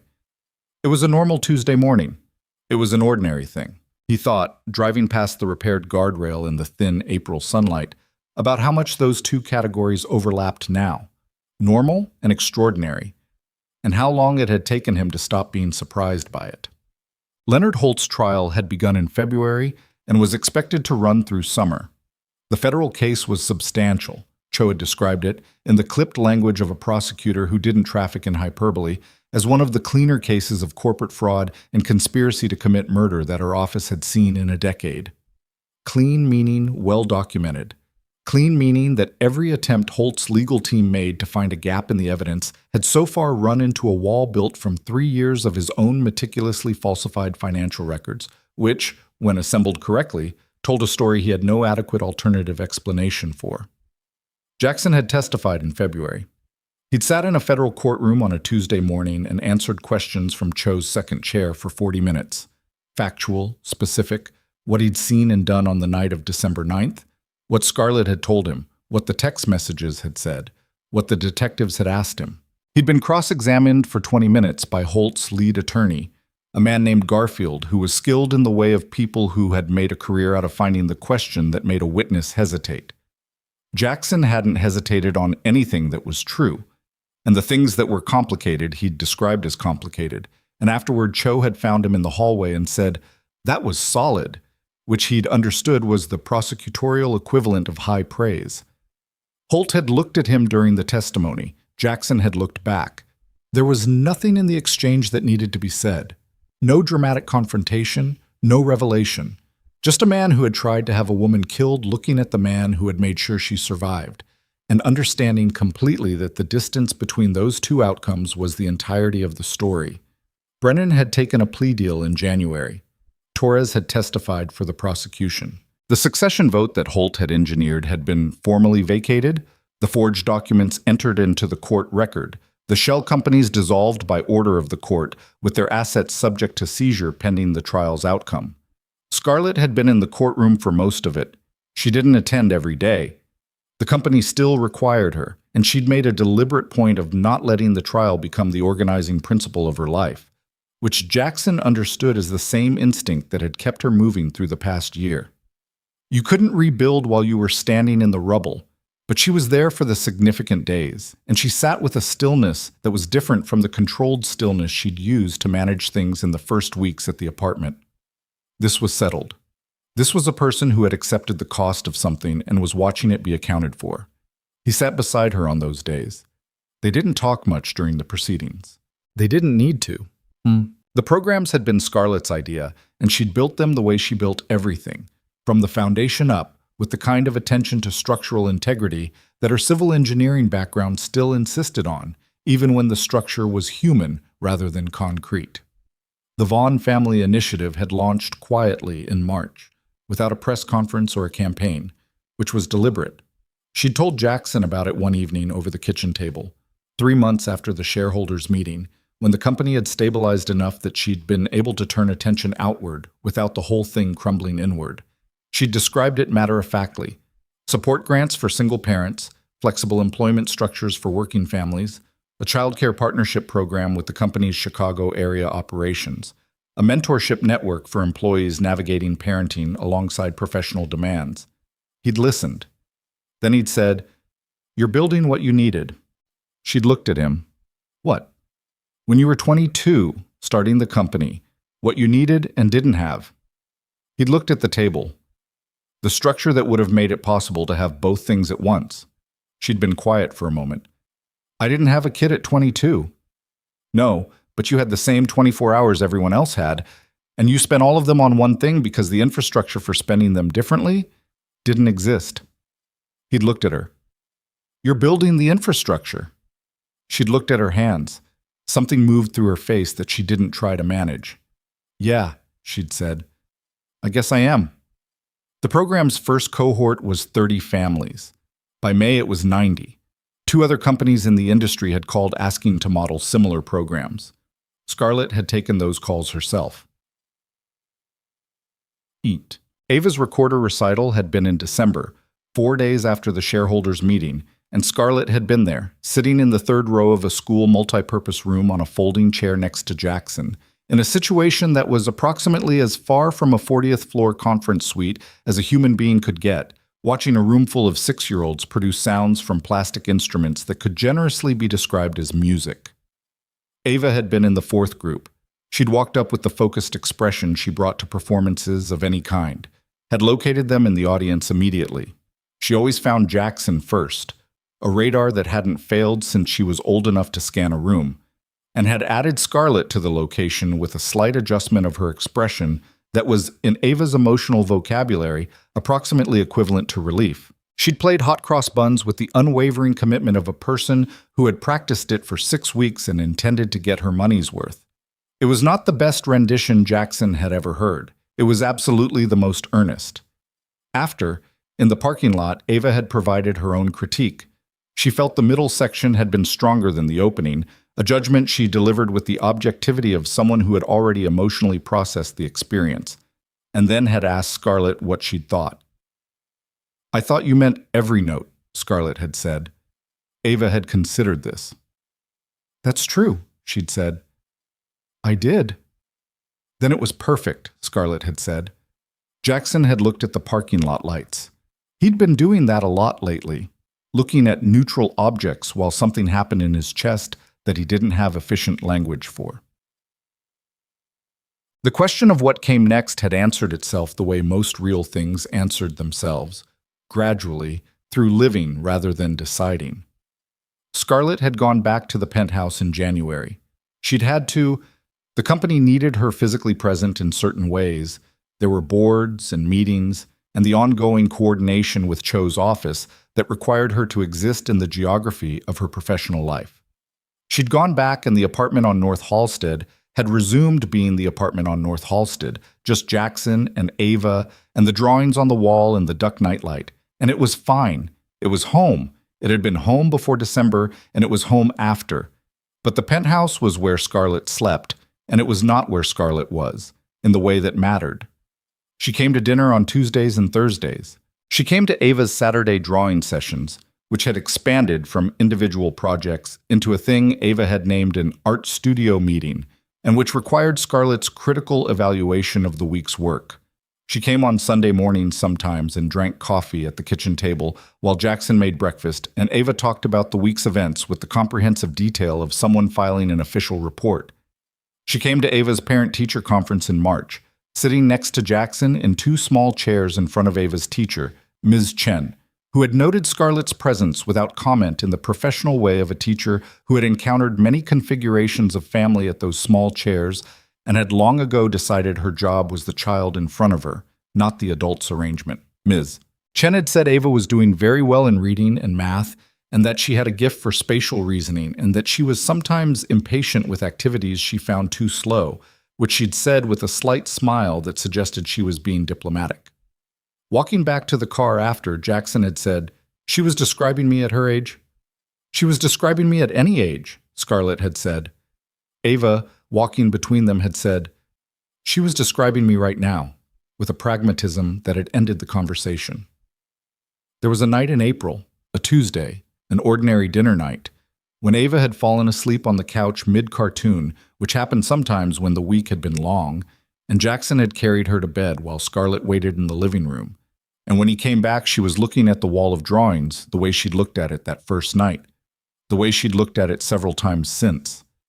He sat on the couch. She sat beside him. "She added new ones," Scarlett said, "every week. There's one up there now. The mare, Rosie." He looked. There was. Ava had painted it rather than drawing it, which was a new development, the result of a birthday gift of watercolors from Mrs. Kowalski. The horse was recognizably a horse and recognizably Rosie, down to the particular quality of patient attention in the animal's expression that Ava had somehow captured with a 6-year-old's brushstroke. "She's been talking about going back to the stable," he said.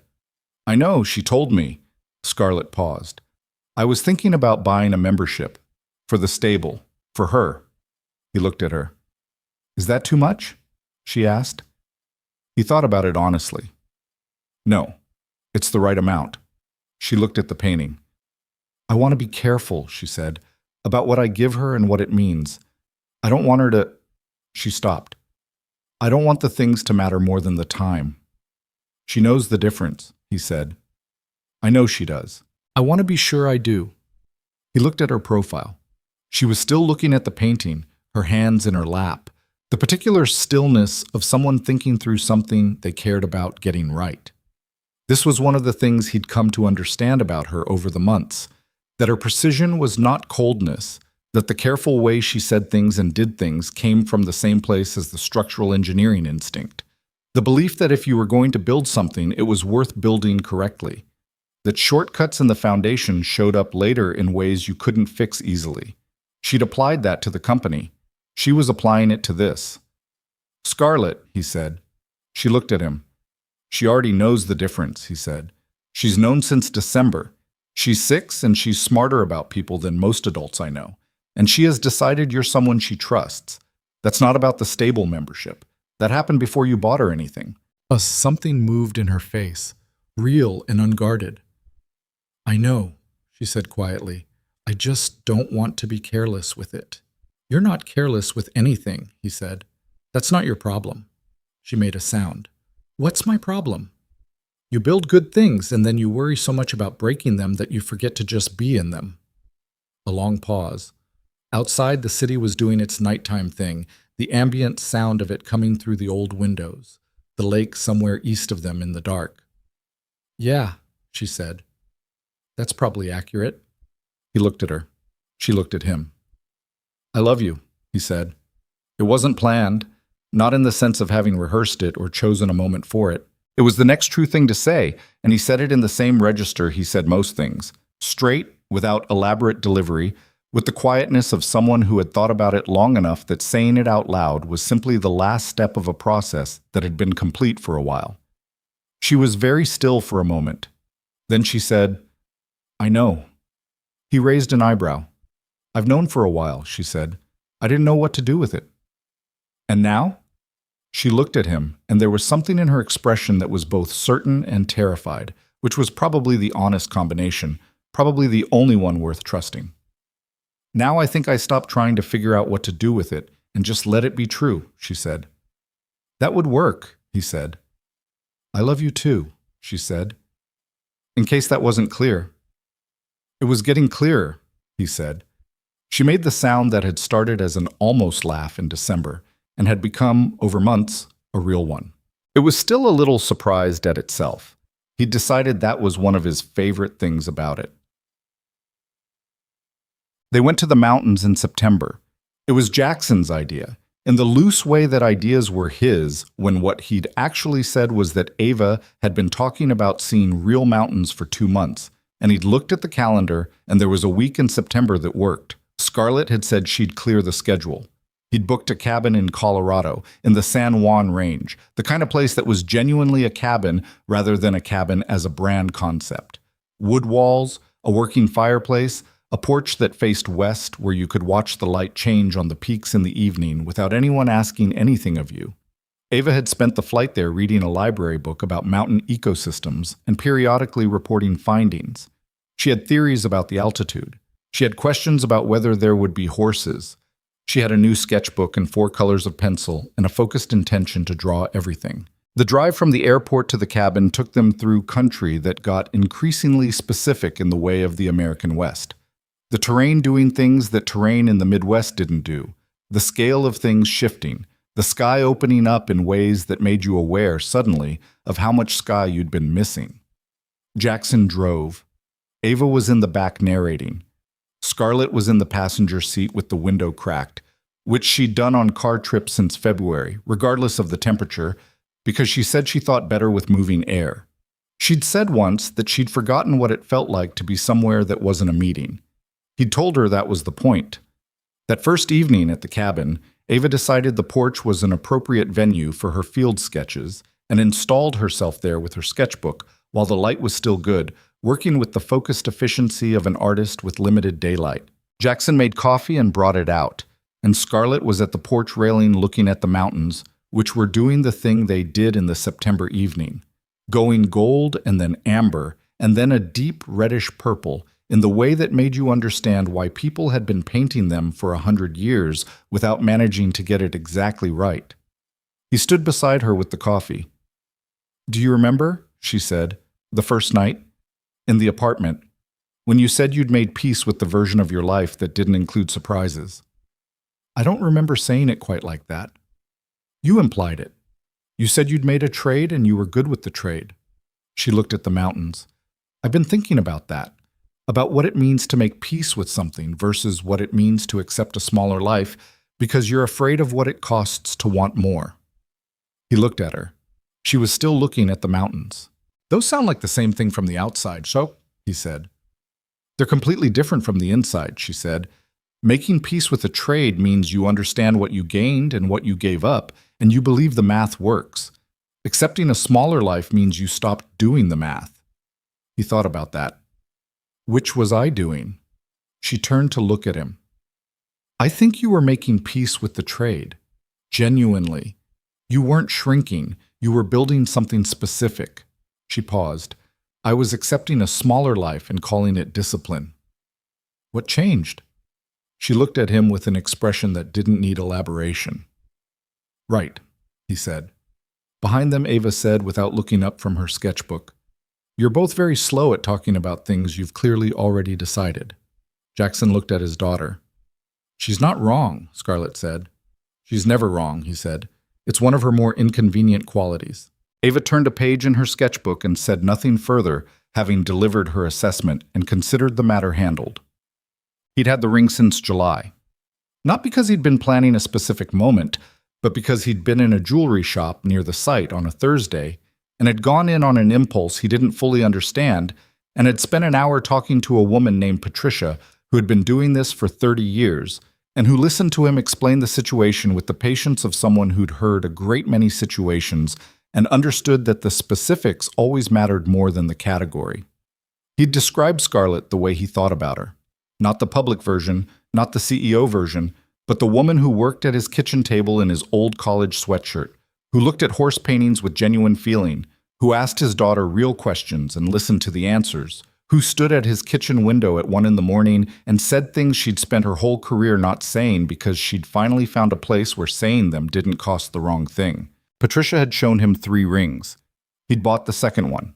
A simple setting, a single stone, nothing that announced itself. Something that looked like it had been chosen by someone who understood what the other person was like. He'd put it in the drawer of his nightstand and not thought about it as a plan, so much as a certainty waiting for the right weather. The right weather turned out to be the second evening at the cabin, after Ava had gone to bed. She'd fallen asleep quickly, altitude and fresh air, and a day that had included a 2-mile hike to a waterfall that she'd documented with the thoroughness of a field researcher. And after the fireplace had settled into its late evening state, the kind of low, steady burn that put light on the walls without asking you to pay attention to it. Scarlett was on the couch reading. He was doing nothing in particular, which was something he was still learning how to do, the specific skill of existing in a room without needing to be productive in it. He got up, went to the bedroom, got the ring from where he'd transferred it to his bag that morning because he'd thought, with the pragmatism that governed most of his decisions, that if the moment arrived, it was better to have it than to not have it. He came back to the living room. She looked up from her book. He didn't kneel. He sat down beside her on the couch, the way he sat beside her in most things, and he held the ring in his hand between them, not open like a presentation, just there. "I've been thinking about what you said on the porch," he said, "about making peace with things versus accepting something smaller." She looked at his hand, then at his face. "I spent 3 years after Claire died doing the math on what I had and making peace with it," he said. "And the math was right. I wasn't wrong about the trade." He looked at the ring. "But you changed the math. You're in the equation now, you and Ava, and the answer comes out different. And I've been carrying this since July because I kept waiting to be sure enough, and then I realized I was doing the thing you described. I was afraid of what it cost to want more, so I kept not asking." She had not moved. She was very still in the way that meant she was absorbing something all the way down, not managing it on the surface. "Marry me," he said, "not because the situation brought us together or because of what we went through, because I want to be in a room with you at the end of the day and hear what you're thinking. Because Ava has already decided this is how things are supposed to be, and she is, as established, not wrong about people. He paused. Because you said you were going to miss it, and I'd rather you didn't have to. She looked at the ring for a long moment. Then she looked at him. Yes, she said, not the measured, considered response of someone who had run the calculation. The immediate, uncomplicated yes of someone who had already known the answer and was relieved to be asked. He put the ring on her finger. It fit. He'd guessed the size. He'd measured it against one of her rings left on the bathroom counter one morning, the way you solved practical problems when you were a structural engineer who had learned to make do. It fit. She looked at it on her hand. Ava picked the stone, he said. She looked up. What? I brought her with me, in July. She took it very seriously. He paused. She also wanted to get you a ring with a horse on it, and I talked her out of it, but I want you to know it was a close call. Scarlett pressed her lips together. Her eyes went bright in the firelight. She'll be furious, you told me, she said. She'll be furious I talked her out of the horse. She laughed.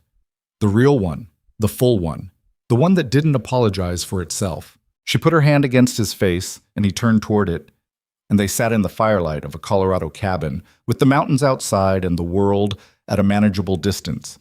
And it was not perfect. It was two people with histories and complications, and a 6-year-old who had opinions about jewelry. But it was real, which was the better thing. In fact, they told Ava the next morning at breakfast. She was eating eggs. She'd reversed her position on eggs at altitude, declaring the air made them taste different, which was not scientifically supportable, but which she maintained with confidence, and looked up when Jackson said they had something to tell her. He looked at Scarlett. Scarlett looked at him. We're going to get married, he said. Ava put her fork down.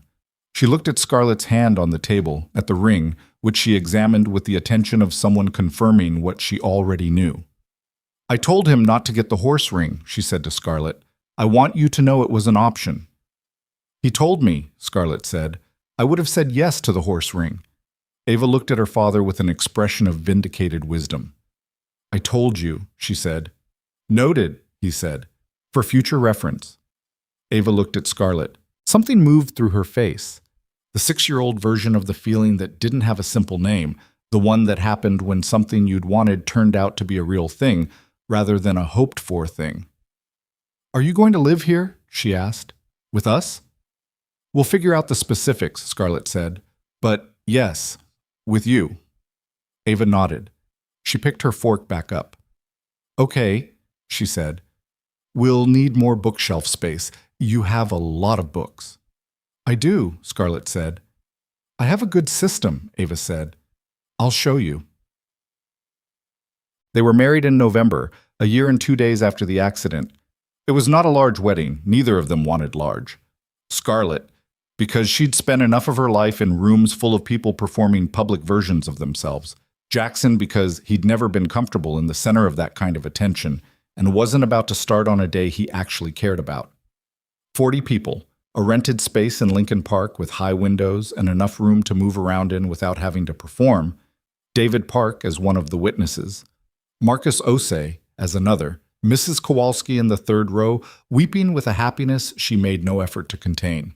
Ava wore a dress she had picked herself, dark green, which she declared was a sophisticated choice, and walked between them for part of the ceremony, which had not been planned but which had happened naturally when she'd simply stepped into the space between them during the vows. In the matter-of-fact way she did things that felt to her like obvious corrections to an incomplete arrangement. Neither Jackson nor Scarlett had interrupted the move. The officiant had adapted without comment. The 40 people in the room had watched a 6-year-old stand between two adults and understand something about family that most people spent years trying to articulate. The vows were short. They'd written them together at the kitchen table on a Wednesday evening while Ava was asleep, which had involved more negotiation than the federal case and was, in Jackson's considered opinion, proof that Scarlett was a formidable human being in any context. He'd said that he chose her not in spite of who she was, but because of it. The precision and the difficulty and the way she looked at things until she understood them all the way through. That he wanted to build something with her. that he was, for the first time in a long time, not trying to make peace with his life, but genuinely looking forward to it. She'd said that she'd spent her whole career learning how to value what she'd built, and that she'd come to understand in the past year that the most valuable thing she'd ever been part of was not the company or the programs or anything measurable, that she had spent a night in a stranger's truck and come to his apartment in borrowed clothes and found, in the most unlikely geometry imaginable, the thing she hadn't known she was building toward. That she was not easy, and she knew it, and she was choosing to believe he knew it too and had decided the math worked. He had, in fact, run the math. The answer came out the same every time. There was a night in December, the anniversary, near enough, when Jackson drove the lakefront route late, coming home from a job that had run long. Scarlett was home. Ava was home. The apartment, which was still the apartment on North Halsted, because neither of them had been able to argue convincingly for leaving it. They'd taken the unit above it when it came open, knocked through a wall, and created something that was more space than it had been but still recognizably itself. Had lights in the windows, the warm yellow of the living room lamp visible from the street. He slowed near the repaired guardrail. He wasn't sure what he was looking for. Not the accident, that was closed, contained in federal court records, and in the changed shape of the year that had followed it. Not the version of himself that had pulled over that night, because that version was continuous with this one, was this one, just with less information. Maybe he was just looking at the place where the direction of things had changed, the way you sometimes needed to see the specific geography of a pivotal moment even after the moment was long over.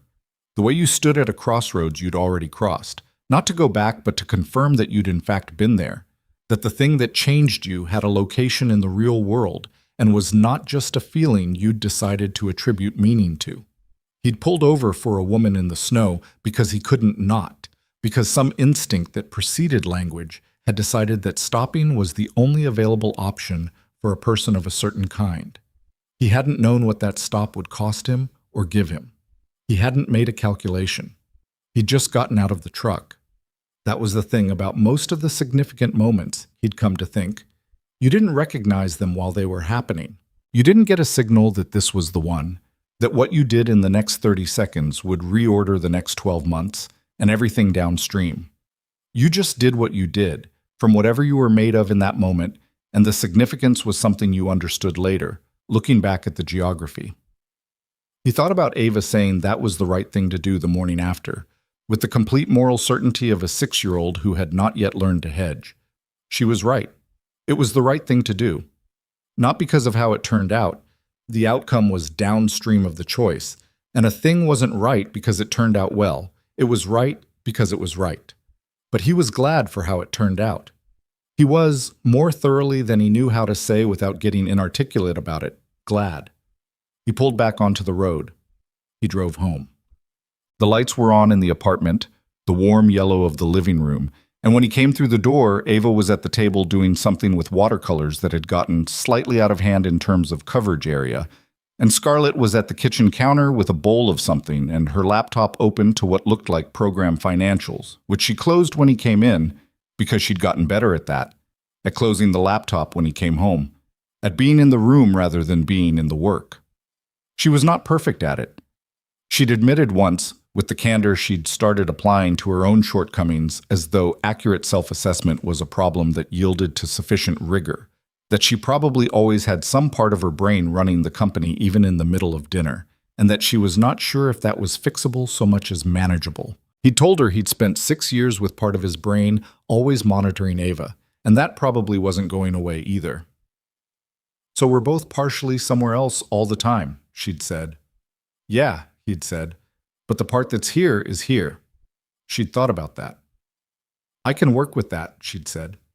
He came in and set his keys on the counter and looked at the table. What is that? He said to Ava. Mountains, she said. From Colorado. I'm doing a series. The series has expanded to include the table. I'm working big, she said. It's a stylistic choice. He looked at Scarlett. She's been working big for 40 minutes, Scarlett said. I've been watching to see where it ends. Series, Ava said with dignity. Everything is connected. He took off his jacket. He went to the refrigerator and got water and stood in his kitchen, in the apartment that was also now the apartment above, connected by a wall, in the life that had been a trade he'd made peace with and was now something he hadn't anticipated and couldn't have planned.